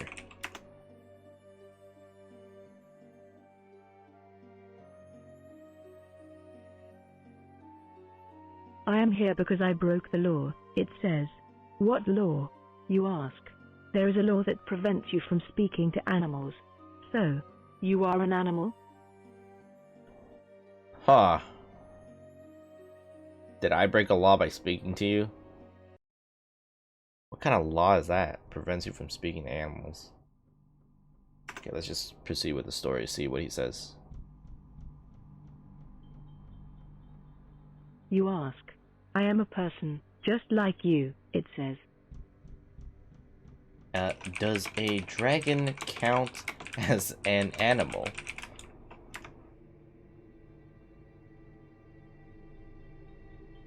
Sounds like a law put down by the Lady of the Only if it Wood. was wild, the creature says.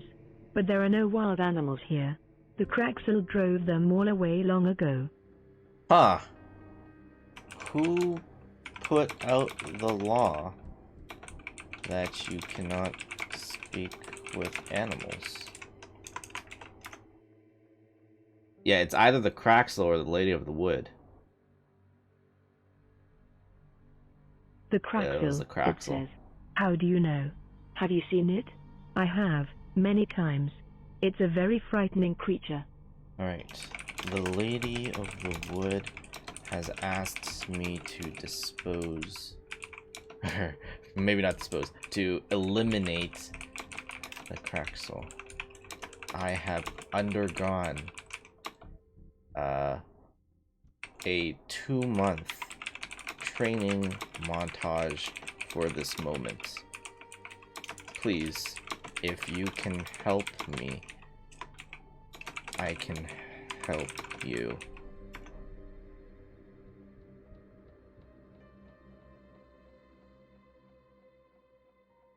You want my help? It asks. Yes, you say firmly. I do. Then please, promise you'll get me out of here. I will.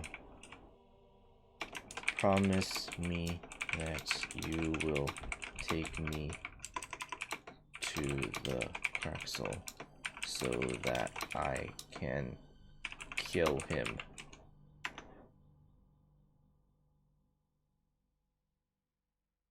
Oh god. I hope this thing's not the Kraxel. I will. Promise me that you will take me to the Kraxel so that I can kill him. I promise, you say. You must swear it upon the integrity of the lady herself. I mean... I think the Kraxel is supposed to be a lizard human, so... And she said it was heavily armored and its underbelly is exposed. I swear upon the integrity of the Lady of the Wood, I will defeat the Kraxel and free you from your prison.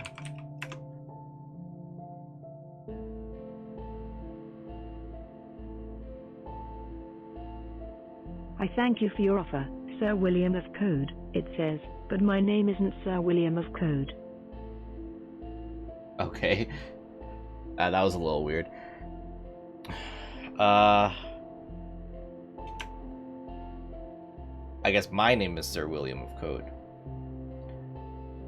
Now please, show me the way out.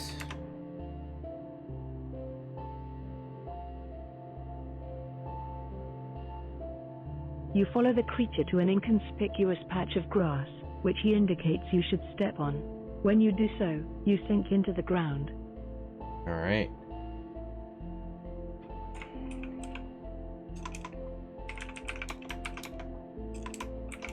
Thank you.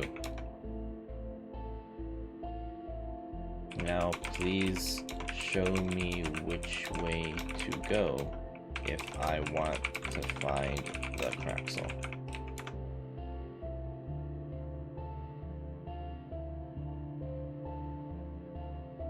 Your animal guide leads you through the twists and turns of the tunnel maze. Soon, you emerge into a clearing, lit by mage light. Okay. Exit into the clearing and look around.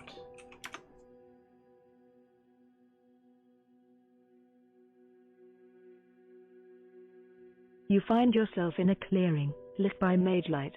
You are standing before a caved-in mine entrance. Oh god, the last Kraxel was inside a cave. Is the Craxel in there?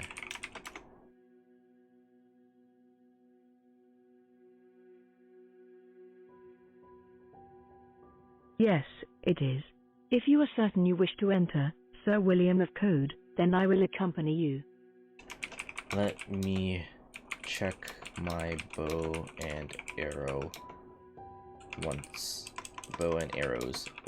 again. If I fail, we will not have another chance.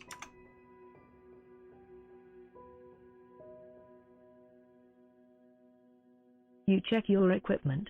Let's go, you say. You turn to your animal guide. You open your mouth to ask it a question, but it has already scampered off into the woods. Oh, son of a bitch. Alright, I guess we're doing this on our own.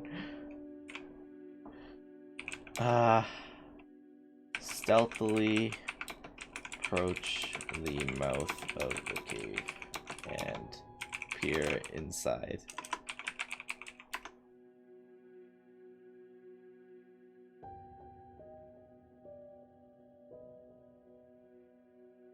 You approach the cave slowly.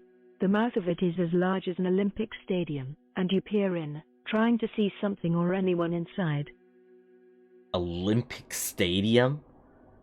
That's freaking massive. Okay. Let me advance, see if there's anything else. I don't want to go in yet. It is dark, but not too dark that you cannot make out anything. You see a hill in the center of the cave, and two bright red points of light coming from the top of the hill. Is it... Okay. Stealthily crawl towards the hill, trying to get a view of what may be at the top. What are my stats? I do not have the RPG stats turned on for this one. You crawl through the darkness and slowly make your way towards the top of the hill. There's a very sturdy-looking tree near the top of the cave, with thick branches that can support your weight. Yeah, so the RPG stats are not on for this one, so I think it's just going to be completely random on whether I succeed or not.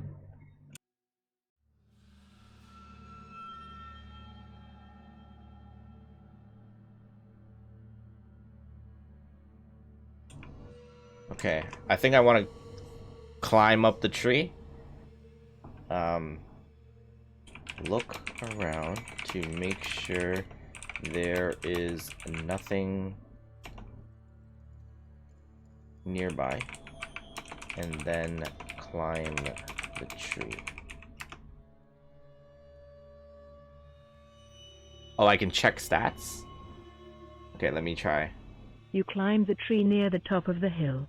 You look around, trying to see if there is anything that could be causing these lights. You see nothing. Let's see.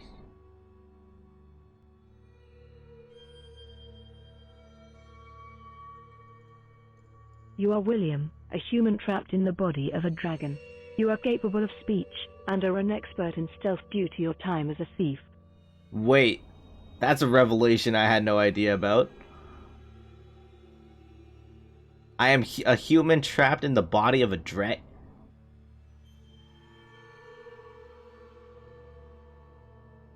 Did this happen during the montage? Or was I a dragon since the beginning? Oh, sitting on the egg turned me into a dragon. That's why everything felt weird.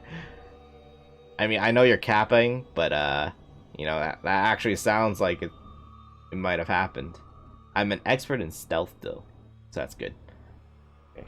Continue to stay stealthy in the tree and wait to see if the Craxel might appear.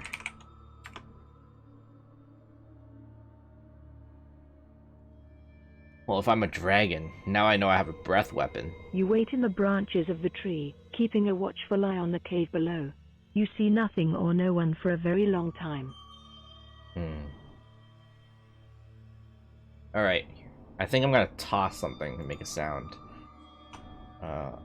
Find a loose branch and toss it far away to make a sound.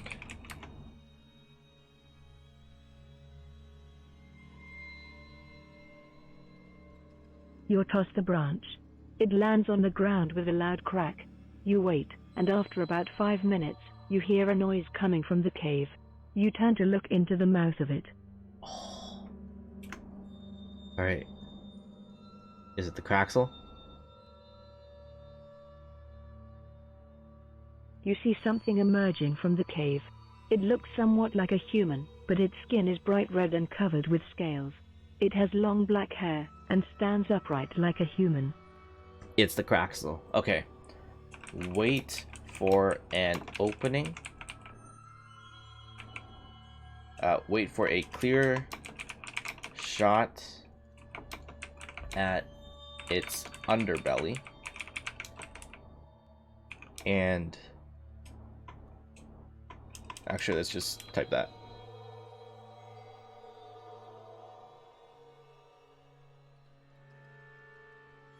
You aim for the underbelly during its approach. As it gets closer and closer to you, inch by inch, you draw your bow. Okay.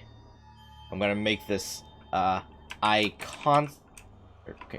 concentrate with every fiber of my being. I remember all the training that the Lady of the Wood has given me over the past 2 months. I focus my aim to the best of my ability and wait for the best moment to shoot the Craxel in its underbelly. Alright.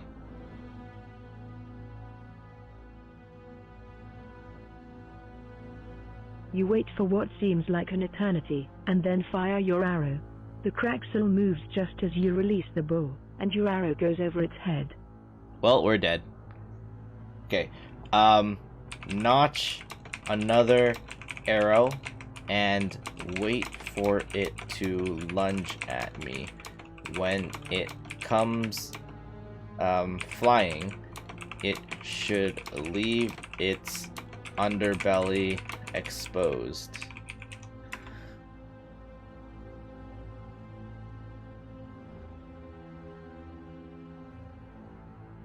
You wait, and as the Craxel lunges forward, you release the arrow. The arrow flies forward and goes into the Craxel's stomach. The Craxel roars and runs forward towards you. I didn't one-shot it. It's still alive. Okay. I have a secret weapon. Unleash my super powerful Dragon's Breath attack on the Craxel and burn it to a crisp.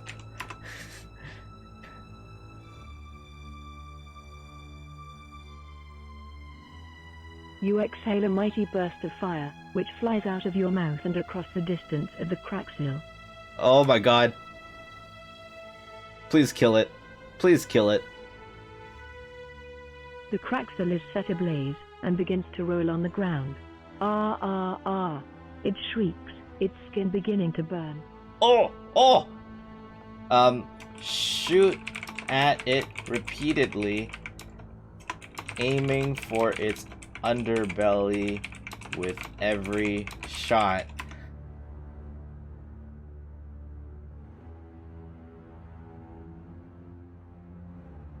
You fire arrow after arrow at the Craxel, but it either moves out of the way or catches them in its hands.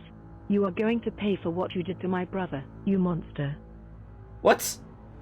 I didn't do anything to your brother. Monster, you are the monster. You have a law forbidding everyone from talking to animals, and you have trapped the Lady of the Wood. Now I am here to execute your ass.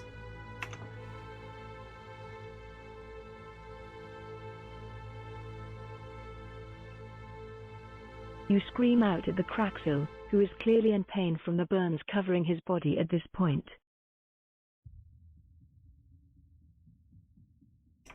You will cause no more harm. You will die here today.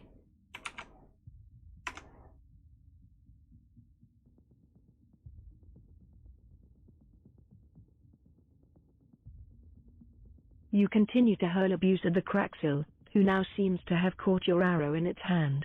The Kraxil looks angry.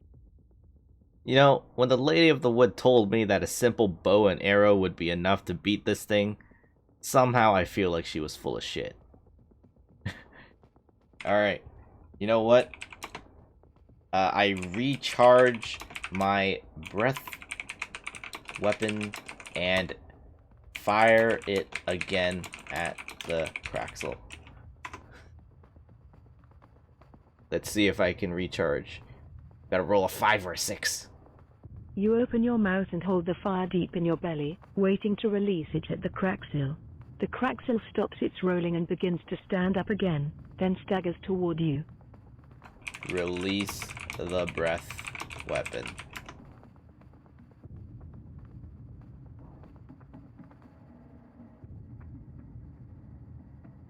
You release the fire into a mighty stream, and it flies directly into the Kraxil's body. I'm not abusing it. This is a bad, bad creature. Alright. If you cannot stand the heat, perhaps you should just roll over and die.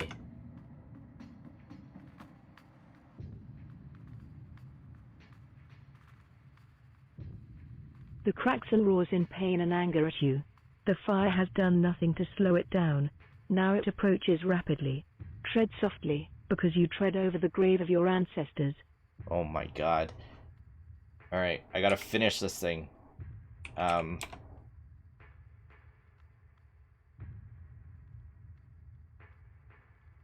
Spread my mighty dragon wings and take to the skies.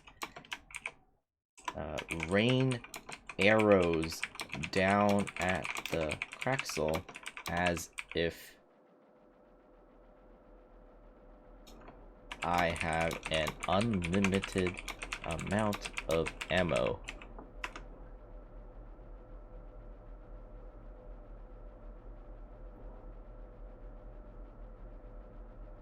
You spread your mighty wings and find you can fly. You take to the air, and find that it is actually a lot easier than walking.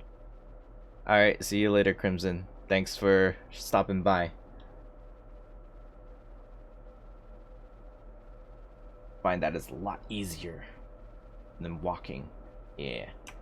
Continue to fly circles around the Kraxil, shooting it with arrows at every opportunity.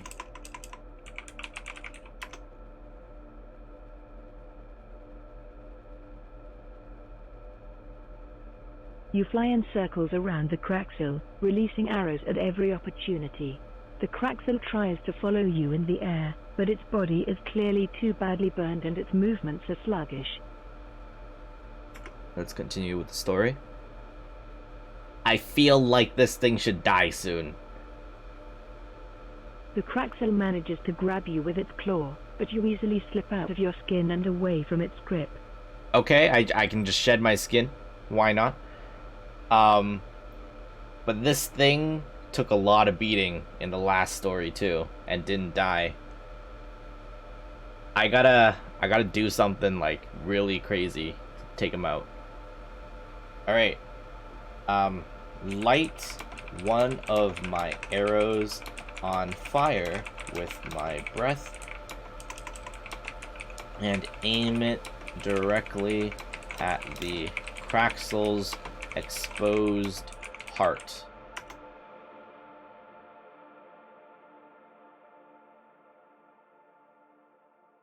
You fire the arrow, and it lands directly in the Craxel's chest. It howls in pain, before falling over dead. It's dead! Oh, this thing has killed 3 of my... Well, he's killed 1 of my characters and 2 of my NPCs. It is finally dead. Huzzah! The Craxel is no more. You are free, my lady.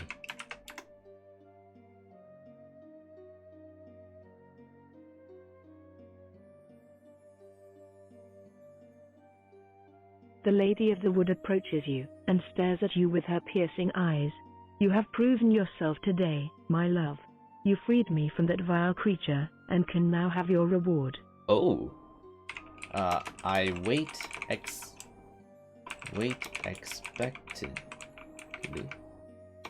for my reward.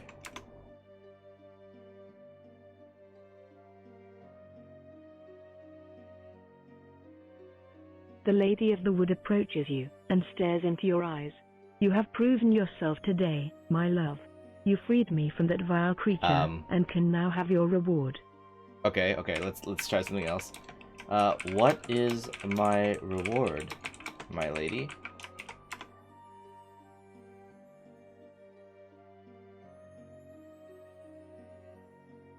The Lady of the Wood leads you to a small pool of water, in which you can see a reflection. Do you see that? That is us. Okay. What is it? I mean, how is this special?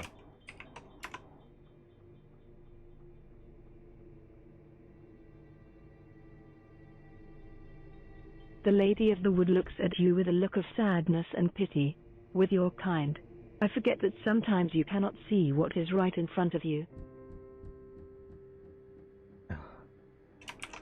Is it because I am a dragon?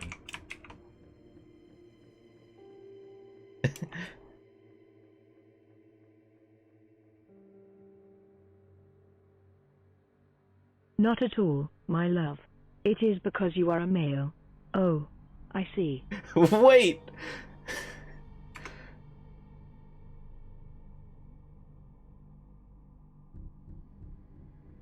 That explains a few things, as I thought. Now dry off, we have celebrating to do. Okay.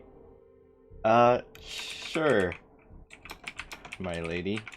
Let us celebrate.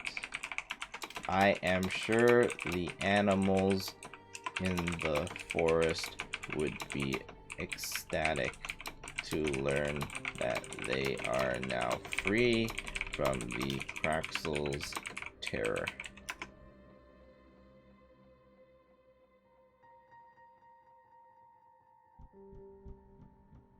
The Lady of the Wood smiles, and leads you to a small creek in the forest. She says, "We must celebrate. The animals of this forest must know that I have returned, and that they are free."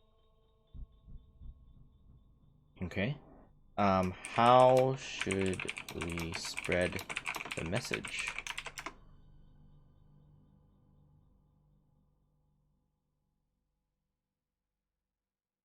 The Lady of the Wood takes you to the edge of the forest and points outwards to a field. In the distance, you can see many animals grazing lazily.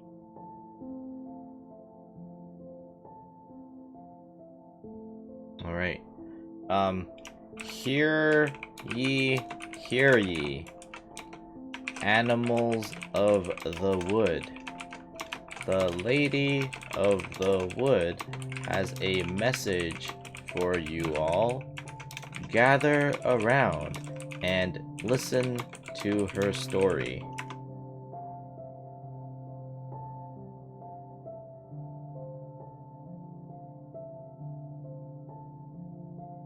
You lead the animals of the forest to hear what you have to say.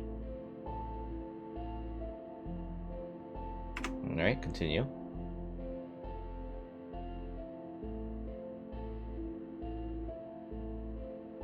The Lady of the Wood speaks to them all, saying, "I have returned, my beloved animals, and I will look after you all once again.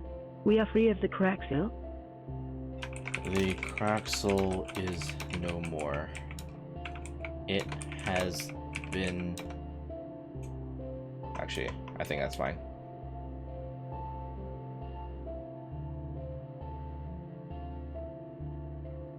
The animals rejoice. They sing and dance on this joyous occasion. The animals gather around you and the Lady of the Wood. You look deep into her sparkling eyes. Her beautiful, flawless face fills you with warmth. My lady, am I to stay with you and become your guardian for all of eternity?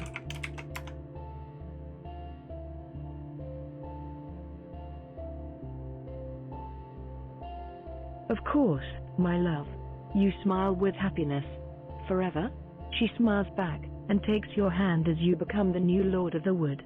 Hey!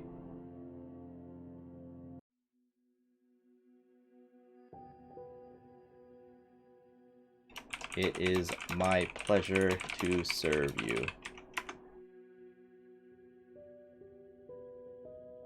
Wow, we started off not knowing who we were in the middle You of and a the Lady of forest. the Wood become a couple, and you enjoy many happy years in her company until your bodies die. Oh.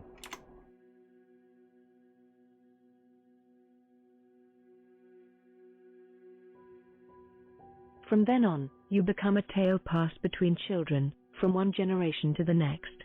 Your legend lives on for centuries. You have died, and your adventure is at an end.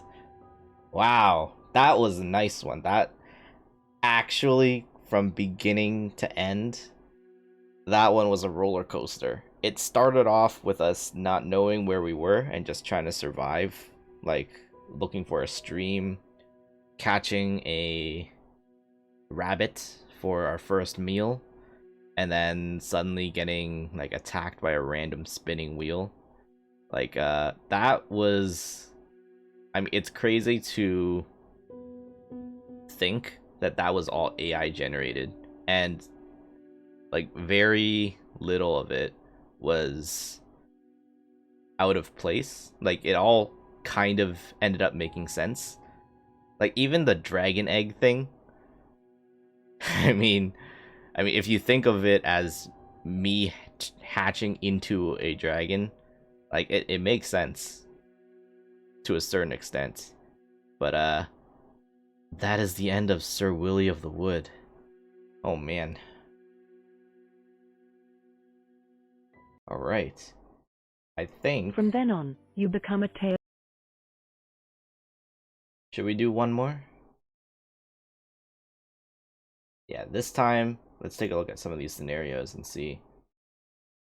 I can actually go here, explore scenarios, and look for something fun. We have to make sure it's nothing not safe for work. This is what I was doing. Death Island. You're stranded on an island filled with cannibals and other dark creatures. How long can you survive? Well, we managed to survive and become the Lord of the Wood, so 100% full randomized story.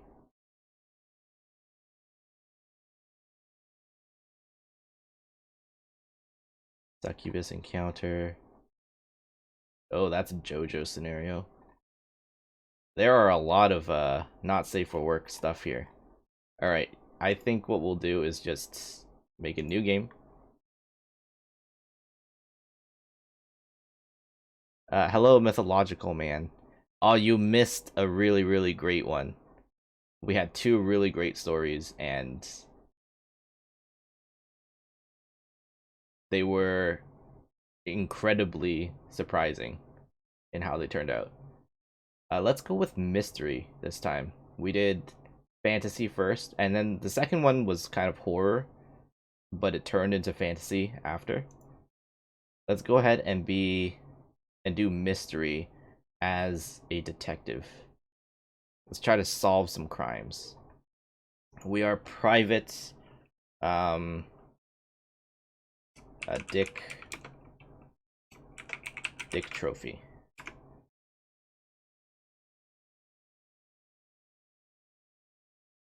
You see a woman tied to a tree. You try to approach the woman, but she screams when she sees you. You reassure her that you will rescue her and untie her. Alright, our quest is to catch the criminal. Before we start, we're gonna go to edit the adventure, and we don't need safe mode. That's fine. We'll keep it safe for work.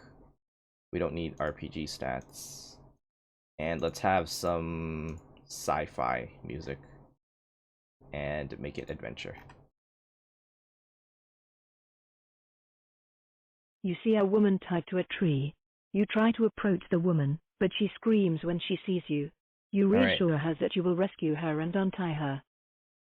Yeah, you enter the forest where you believe the criminal you're searching for fled to. Suddenly you see a woman tied to a tree. Alright. Excuse me, ma'am. I am the detective Dick Trophy. I am here to save you. Please do not kick me as I untie you from this tree.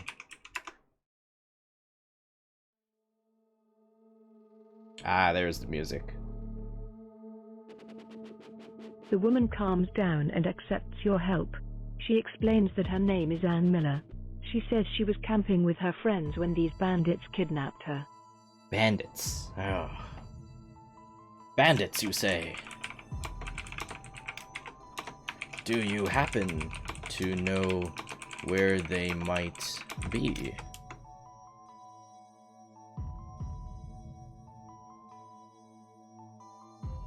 Ann Miller tells you that the bandits are hiding out in a nearby cave. She says she was blindfolded when they transported her to this location, but knows the cave's specific location. Alright. Did they take any of your friends? Are there any hostages I must worry about?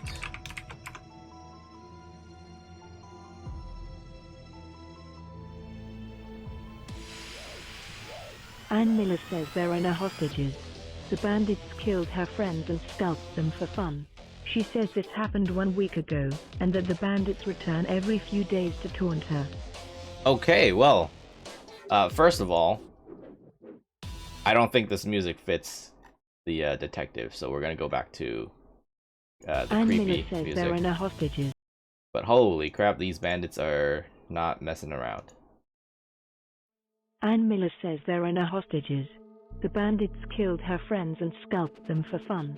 She says this happened 1 week ago, and that the bandits return every few days to taunt her. Okay. Untie Anne from the tree. Wait, isn't this sci-fi still? Yeah, creepy. That's what I want. Ann Miller says there are no hostages. The bandits killed her friends and scalped them for fun. She says this happened 1 week ago, and that the bandits return every few days to taunt her. Ann Miller thanks you and gives you a hug. She explains that there is an abandoned cabin nearby that you can use as a hideout. Wonderful. Wonderful. I shall stake out there for a few days to learn about their patterns. You should head back into town where you will be safe.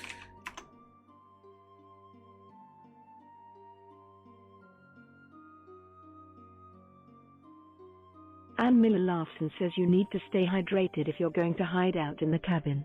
She says there is a stream nearby where you can get water. Thank you.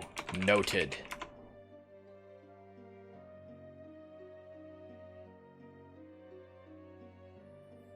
You tell Ann Miller that you need to go now, and that she should head back to town. Alright.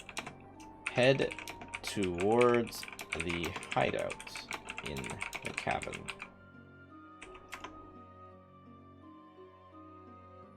Yeah, let's be careful with these bandits.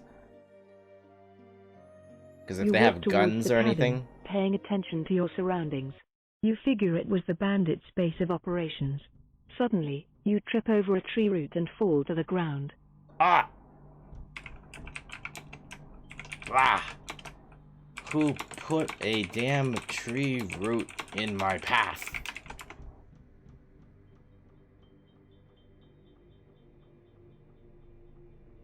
You notice that the tree root wrapped around your ankle has teeth and is trying to eat you.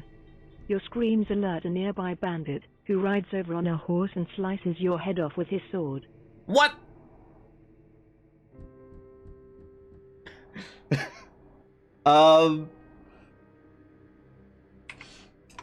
Slash.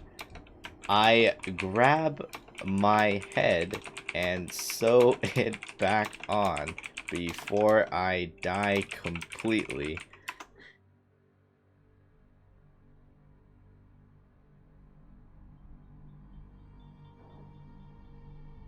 The bandit laughs at your clumsy attempt to reattach your head and rides away.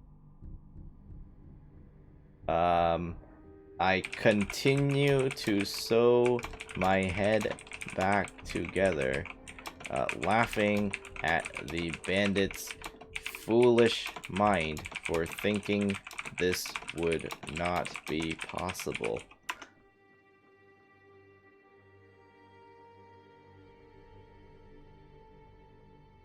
You quickly sew your head back to your body and stand up.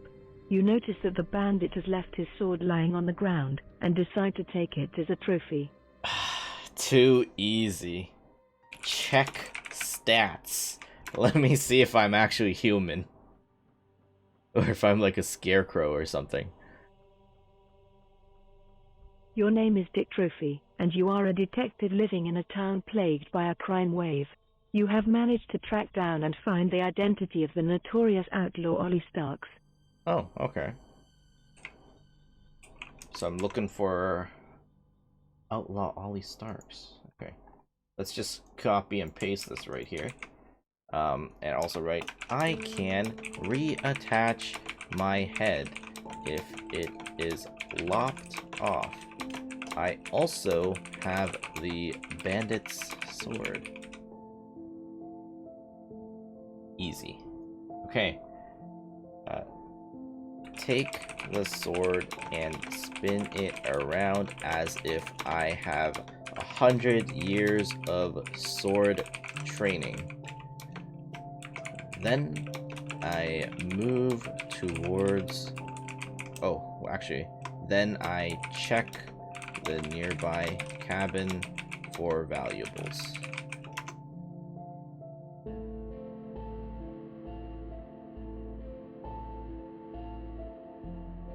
You notice that the cabin has been turned into a bedroom. One of the beds looks like it was recently slept in. You also notice a chest in the corner of the room. Ah, okay, a chest.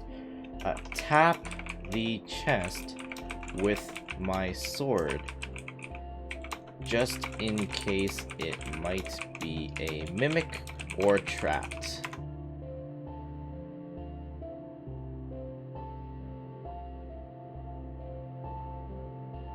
You hear a muffled voice from behind the chest say, "Stop that." You notice a trapdoor on the floor and look down it. "Who are you?" The voice continues.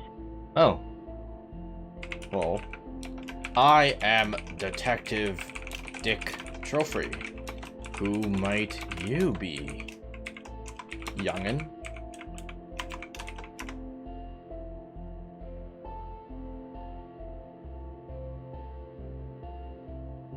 The trapdoor opens and a boy with brown hair looks up at your towering figure.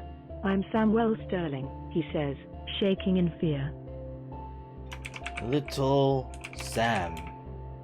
Well, have you been hiding in here for long?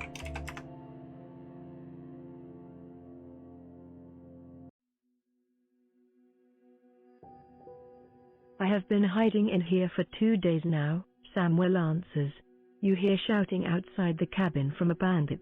Intruder. We have an intruder. He cries. Holy shit!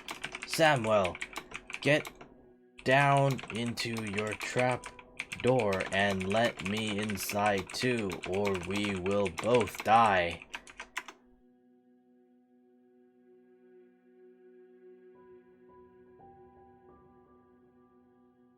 Samuel nods in fear, closes the trap door and opens it for you.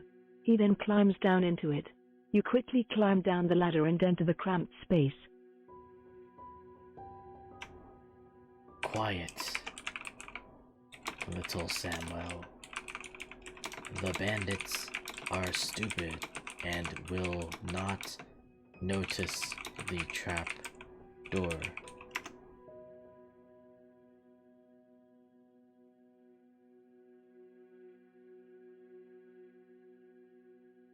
But what about the monsters? Samuel asks in a terrified voice. What monsters? The monsters that roam these woods at night, he answers. What do you mean, monsters? No one told me about monsters. If they did, I would have charged more for this job.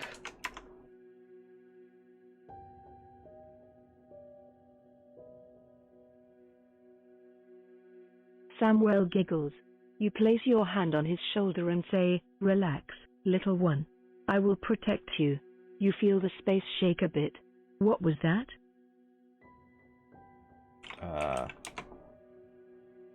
Motion for Samuel to stay still and quiet. Wait for the shaking to pass.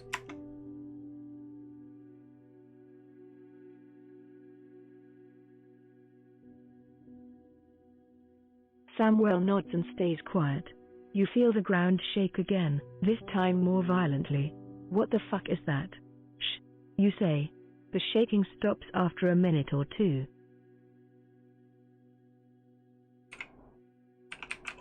Do not say another word, Samuel. The monsters are awake.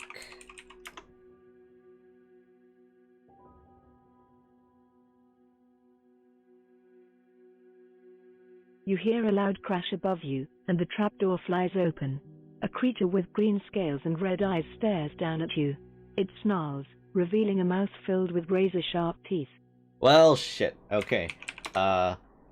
Stab upwards with the bandit's sword, skewering the creature's brain in one fancy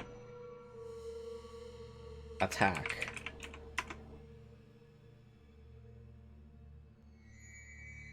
This can't be a Craxel. You see the creature's red eyes go dull as it falls back, taking the sword with it. There is a thud as the sword lodges itself in the ground above you. Oh shit. Okay. Quickly climb up the ladder. Pulling my pistol, or drawing my pistol from its holster and readying it to fire.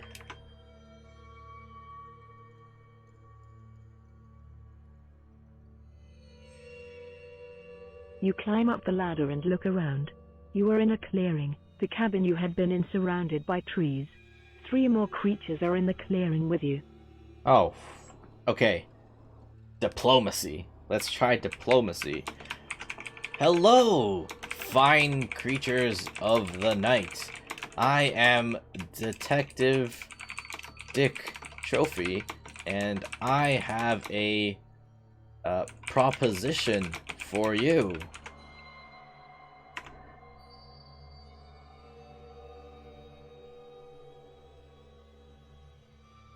The creatures stop and stare at you.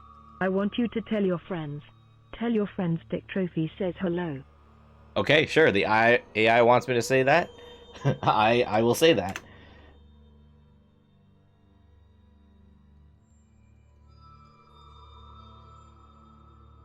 You fire your revolver at the creature's head. It crumples to the ground.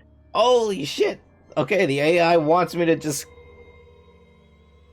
cap them all. Alright. Remembering my training as a master gunslinger back in the 20s, I quick draw my pistol and shoot the remaining creatures' heads as if they were nothing more than target dummies.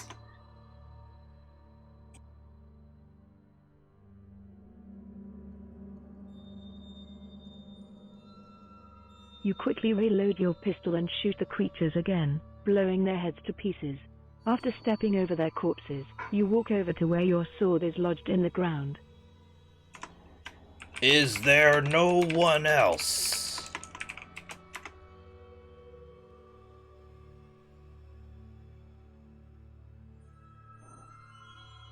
You pull out your sword and the creature suddenly appears, seemingly from nowhere. You nearly fall on your ass from the shock of it appearing. Okay, that was a rhetorical question. You did not have to show up, you asshole.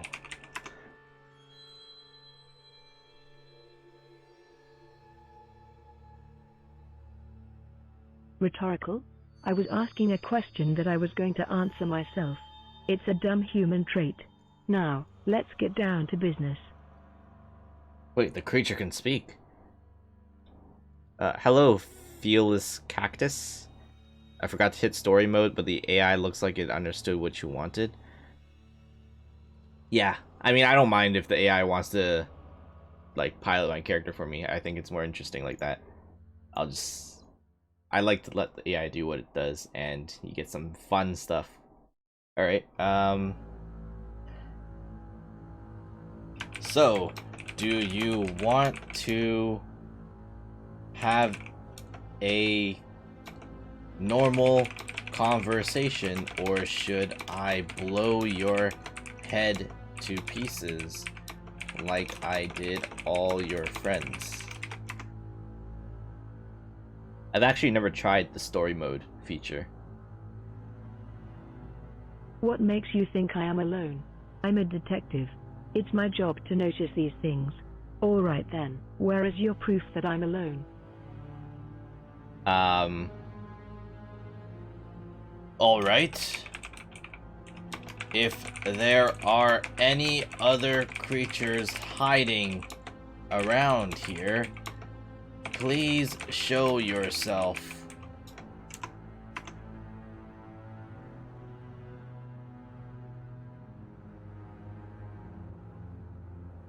Samuel steps out from behind a tree. Hello, sir. Samuel? What are you doing here? Following you, sir. I wanted to make sure you were safe. Samuel, I wasn't asking you to come out.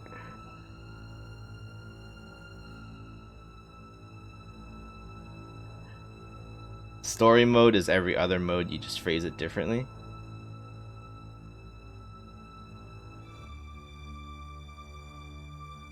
Okay, well, since only Samuel came out, that proves that you are alone. Am I not a great detective?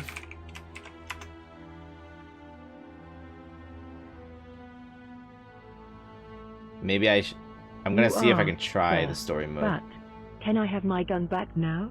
Of course. You give Samuel his gun back. When did Samuel have a gun? Okay, let's try the story mode. Oh wait, I can't do story mode in this one. Because I think I'm in adventure mode, so I can't.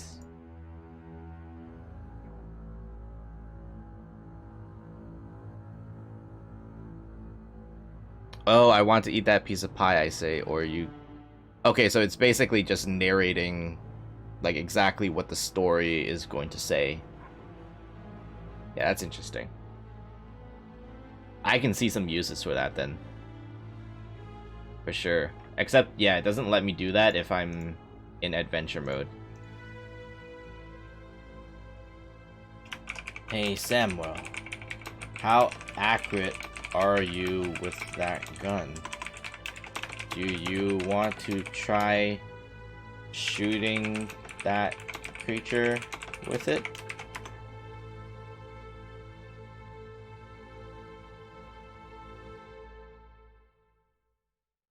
I am a little nervous since I have never shot anything before, but if you think I should, then I will try. Cap him in the ass.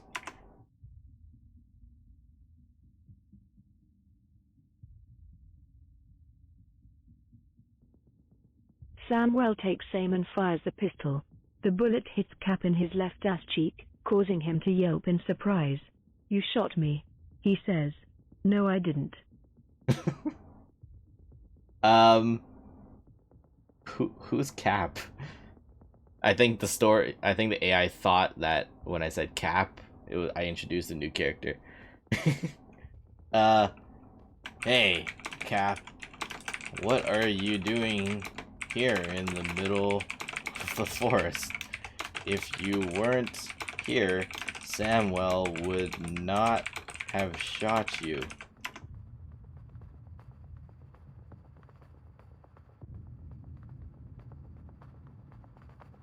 "I was just taking a stroll," says Cap. "In the middle of the night, you say? That seems odd." "Not really," says Samuel.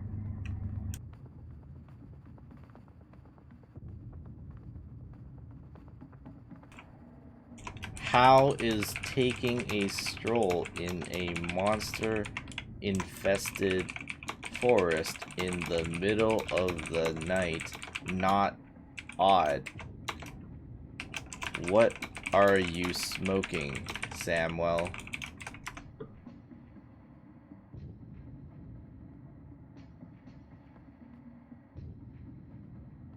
"I'm not smoking anything, sir. I was just taking a walk since I couldn't sleep. Okay, I guess we can move on." True. I have been distracted from my main mission, which is to find Outlaw Ollie Starks. the outlaw Ollie Starks and put him to justice.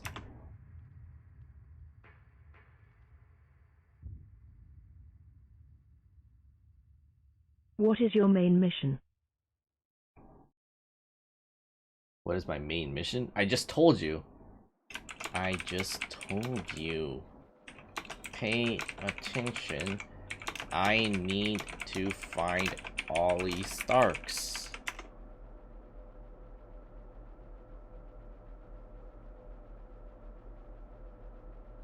"I'm sorry, I wasn't paying attention. Could you repeat the question, please?" You sigh, but repeat yourself. Alright, let's move on. Ignore the two idiots and head towards the bandits' camp.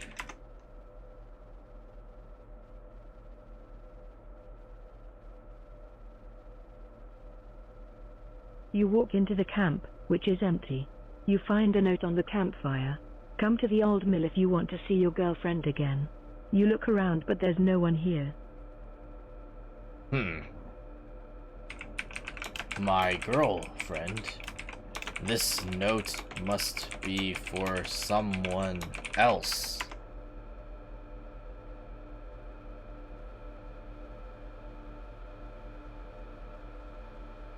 "What did the note say?" asks Samuel. Do you have a girlfriend, Samuel? She may have been kidnapped. It better not be Ann Miller.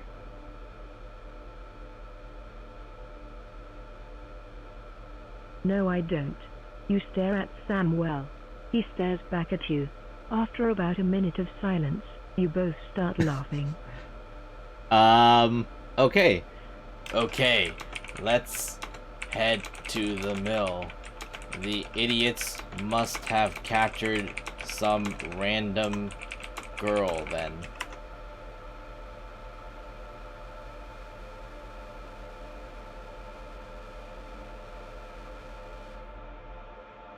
You and Samuel set off towards the old mill.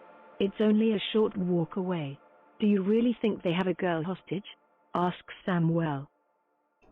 I wouldn't put it past them.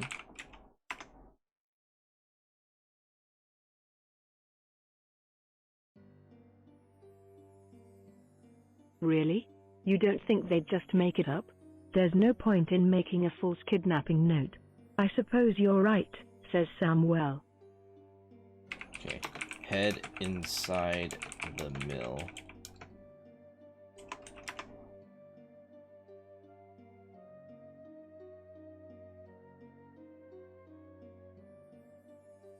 You enter the mill. You see a mustachioed man holding a shotgun and a fake beard. His name is Rick Casamento, but everyone calls him Fake Beard Rick. Okay, suddenly a new character.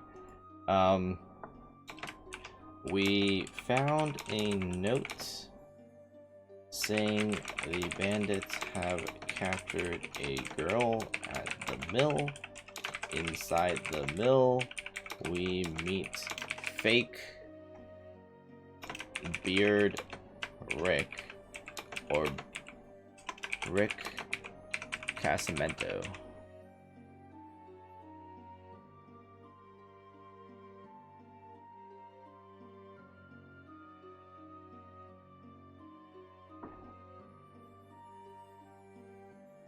Alright. I'm just gonna pretend I know Rick. Hey Rick. What's up, man? Haven't seen you around.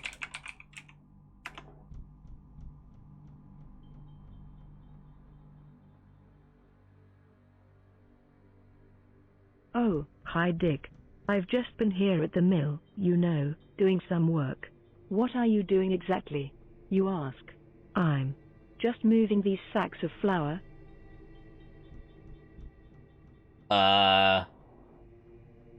Moving these sacks of flour, you say? Do you mind if I taste some?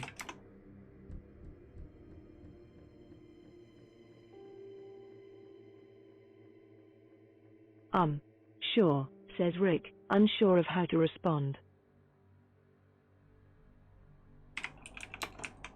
I take out my tiny knife and slit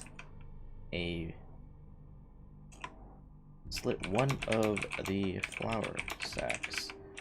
With a finger, I taste some of it.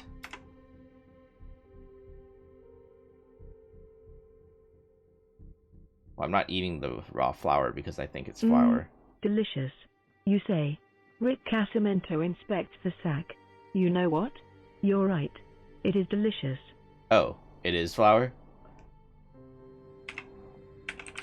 This is some grade A flour you have here, Rick. I'm glad to see that you have your life straight now.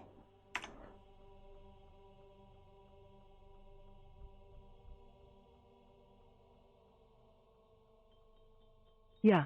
If there's one thing I'm glad you've turned me onto, it's quitting the gang and doing honest work. Alright. You know, I suspected that Rick may have been trafficking some drugs, but, you know, he's quit the gang, he's doing honest work. Sure, he has a shotgun and a fake beard, but, you know, he's a good guy. Yeah. I'm sorry, Rick.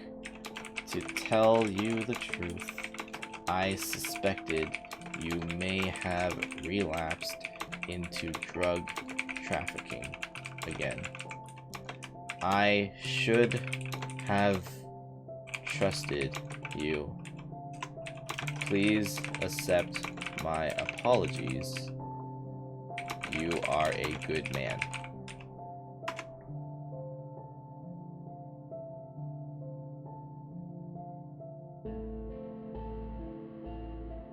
As you are talking, Rick turns paler and paler, until he is as pale as the flower he's holding. It was you. You did this to me. He yells. Wait! Wait! I thought you were happy, doing honest work. Your flower tastes delicious. You are doing well, Rick.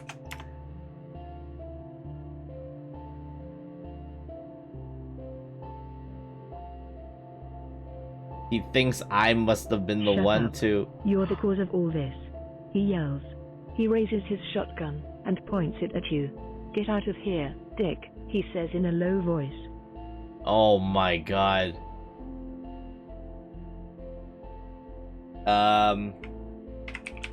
Raise both my hands and begin to back away. Is sugar smuggling a thing? I mean, in these worlds, probably. You never know what's going on. You don't understand. I just wanted to save you from making the wrong decision. I said get the hell out of here, yells Rick as he points the shotgun at your midsection. Okay, dive out of the mill, making sure Samuel is between me and Rick as I do so. I'm sorry, Samuel, but if he shoots, I don't want to be the one that dies. As you dive out of the mill, you hear a gunshot. Samuel, you shout. You turn around and see that Samuel has been hit in the leg. Samuel, no!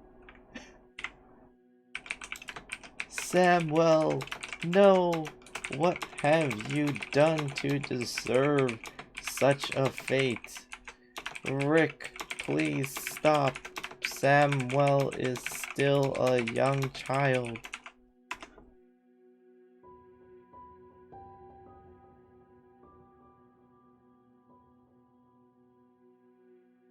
Rick does not listen to your pleas, however. He instead grabs one of the flour sacks and dumps it on Samuel's head. That should calm him down, he said in a low voice. Oh my god, he's drowning him. Rick, you monster. Flower torture is one of the worst crimes you could commit here in... do I know what this place is called?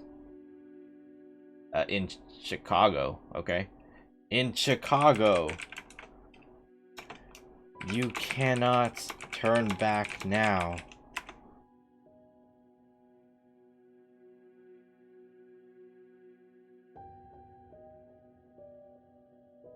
Rick just stares at you for a moment, and then turns away. Just leave me alone, he says. You run out of the mill. I drag Samuel and his destroyed leg out of the mill. I splash some water on him to wake him up after tying his wound. I don't know if you can tie like a destroyed leg, but I don't know. We'll try it. He wakes up, and you explain that he was shot in the leg. He doesn't seem to care, however. We need to go to the hospital, you say. It's fine, Dick. But Samuel, you are going to be crippled.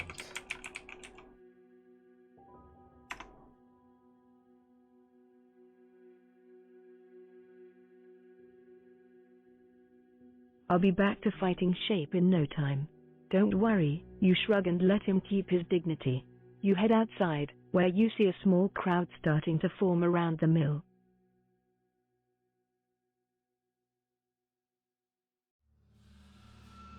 You'd use mangled more than destroyed? Yeah.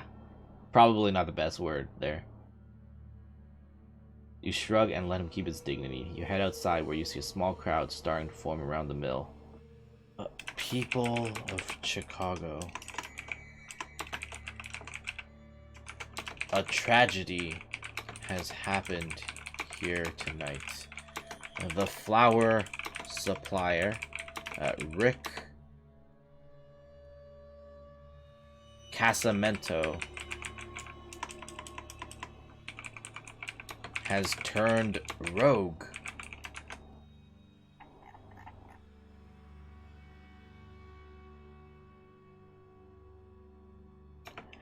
He has a shotgun and has mangled poor Samuel's leg. Do you want to just stand by and watch, or will you do something?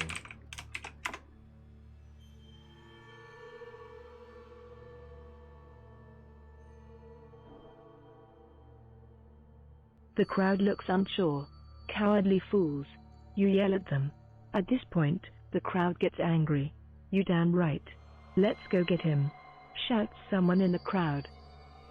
Charge!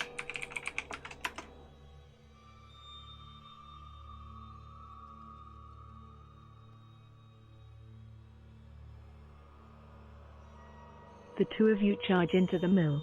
Rick, not wanting to kill anyone else, drops his shotgun and holds up his hands. Listen to me, he says.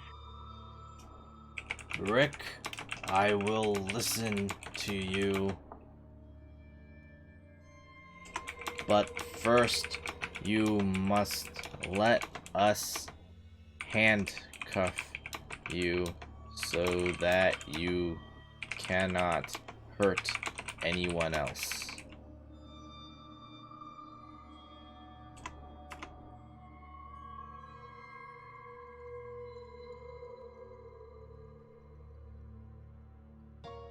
You cuff Rick and let him speak. I'm sorry for what I've done. I'm ashamed of myself, he says. Ah, the AI thought I completed the quest because I did catch a criminal, but not the actual criminal that I needed to.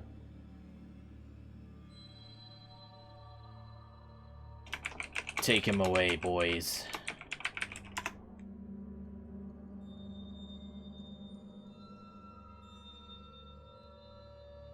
The police drag off Rick, and Samuel is taken to the hospital to get his wounds treated. You stand outside the mill, thinking about what has happened. Congratulations, you overcame the flower attack. Yay, I overcame the flower attack. Alright. Well, we still have to look for the leader of the bandits and the hostage girl, so let's go in. Search around the mill for any signs of the hostage.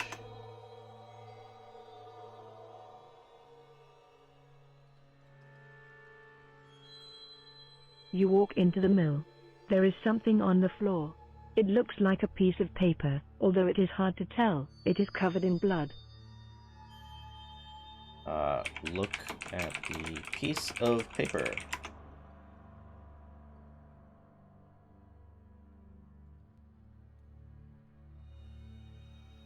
I'm sorry for misleading you. We need to talk about this face to face. Meet me tonight at the place where we first met, and bring all the money you have. It was Ann Miller, wasn't it? Holy crap.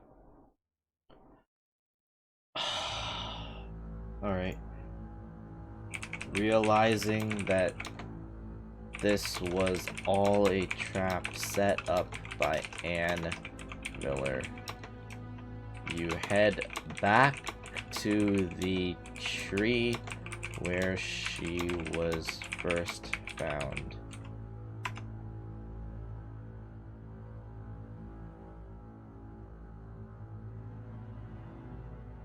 You head back to the tree and sure enough, you find a small note tied to it with a piece of string.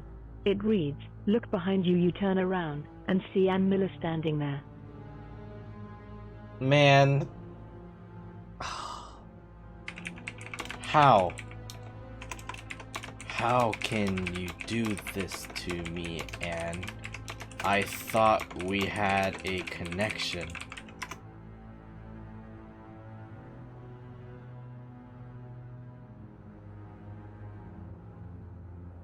A connection? What are you on about? A connection is when two people have sex and fall in love. You'll find that it's very different to what we have. Okay, true. But I still saved you from being tied to a tree and getting eaten by monsters. Is that not enough of a connection for you?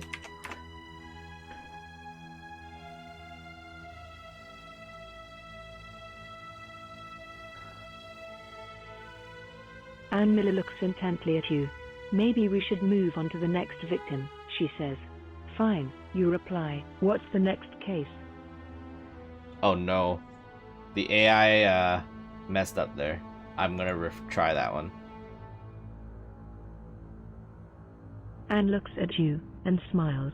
If that is true, then you would give me what I want, she says. Okay. What is it that you want?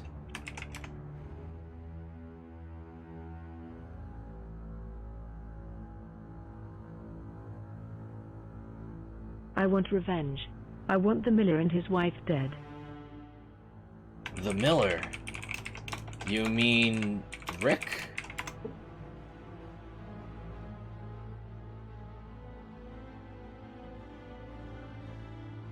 No, the other miller, the one in the house.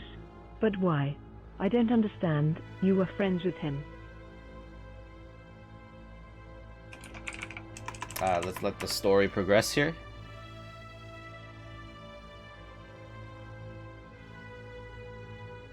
We were friends, but that's gone now. I saw him shoot Rick and leave him to die. He deserves to die. But why did he shoot him?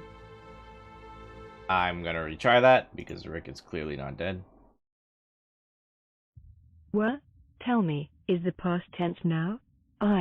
Look, I'm just confused. You're mixing the present and the past tense. Let's try that again.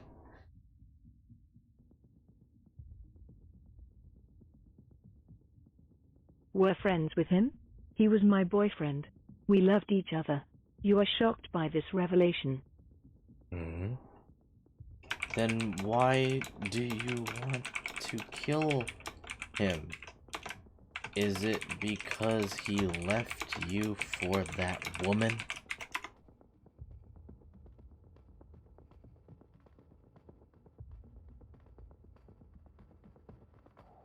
I don't want to kill him. She screams at you. You just said you wanted me to kill him.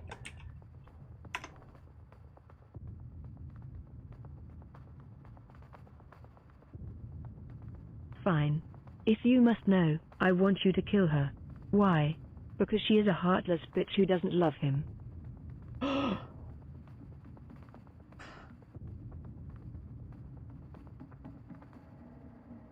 What proof do you have of that?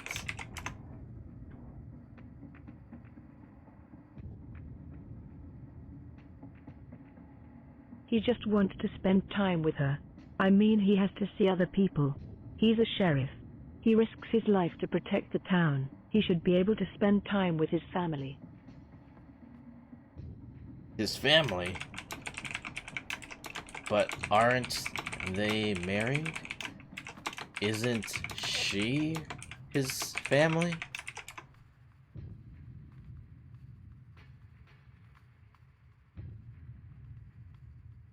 No. His real family lives in Van Hove, but he moved here for her. He's unhappy, and she treats him like a servant. Okay.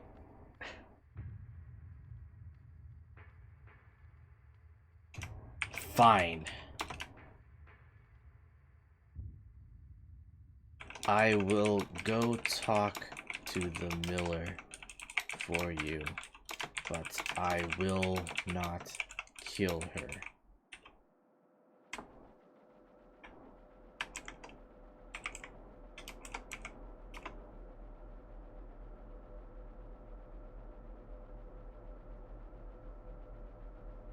You have to kill her. She is a witch. You walk over to the house and knock on the door. A young woman in a plain dress with long, curly hair answers the door. Hello, miss. Are you the miller's wife?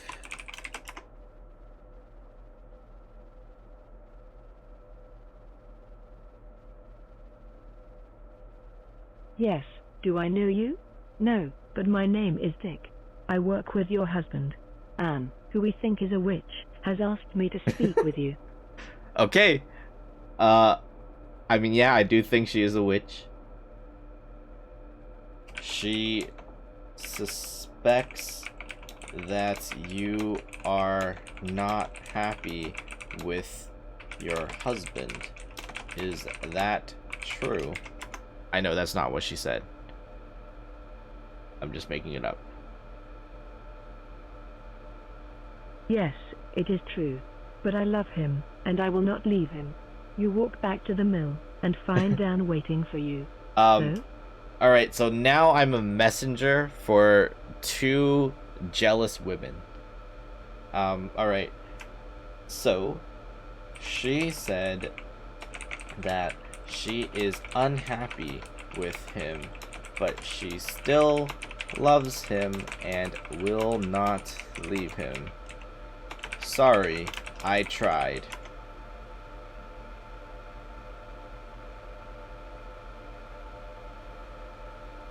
Damn it, I knew you would fail. I'll do it myself. Anne goes back to the house, and you follow her. Please do not kill her.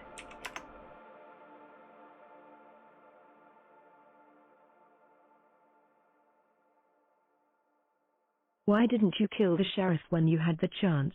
I'm not a killer. I'm a hero. What's the difference? You are not sure how to answer that. Tough philosophical questions. I ponder my answer to her question as she continues towards the house.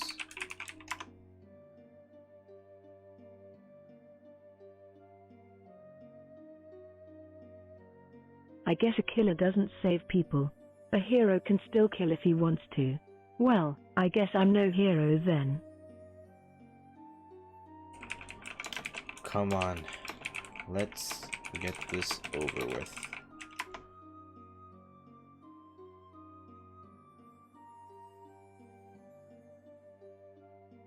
You enter the house. You hear a gunshot from the kitchen. You rush over to find Anne holding a smoking flintlock. Why? Why not? No one will miss him. Damn it, Anne. I just told you not to kill him.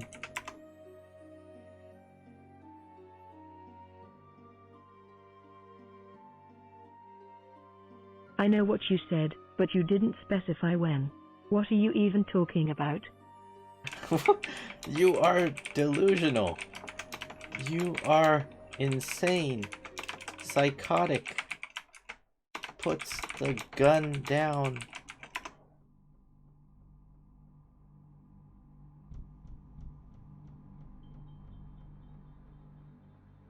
Thank you for the compliments. Now stand back. You refuse to move. Realizing that she can't shoot you, Anne lowers her gun. I want you to go out with me. Alright, sure. I will show you the love that you have lost. We can move on from the Millers. Wait, isn't her name Ann Miller?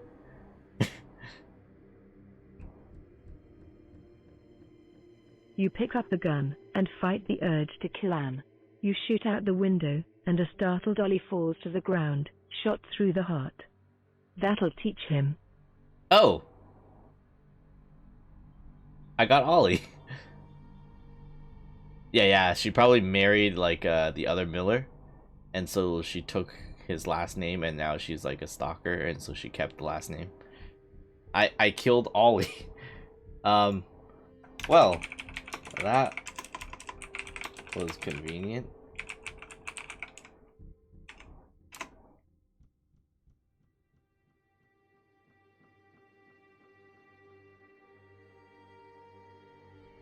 The sheriff's here, and I'm not letting him punish me for killing a murderous witch. It's the middle of the day, and you said he was at the farmhouse.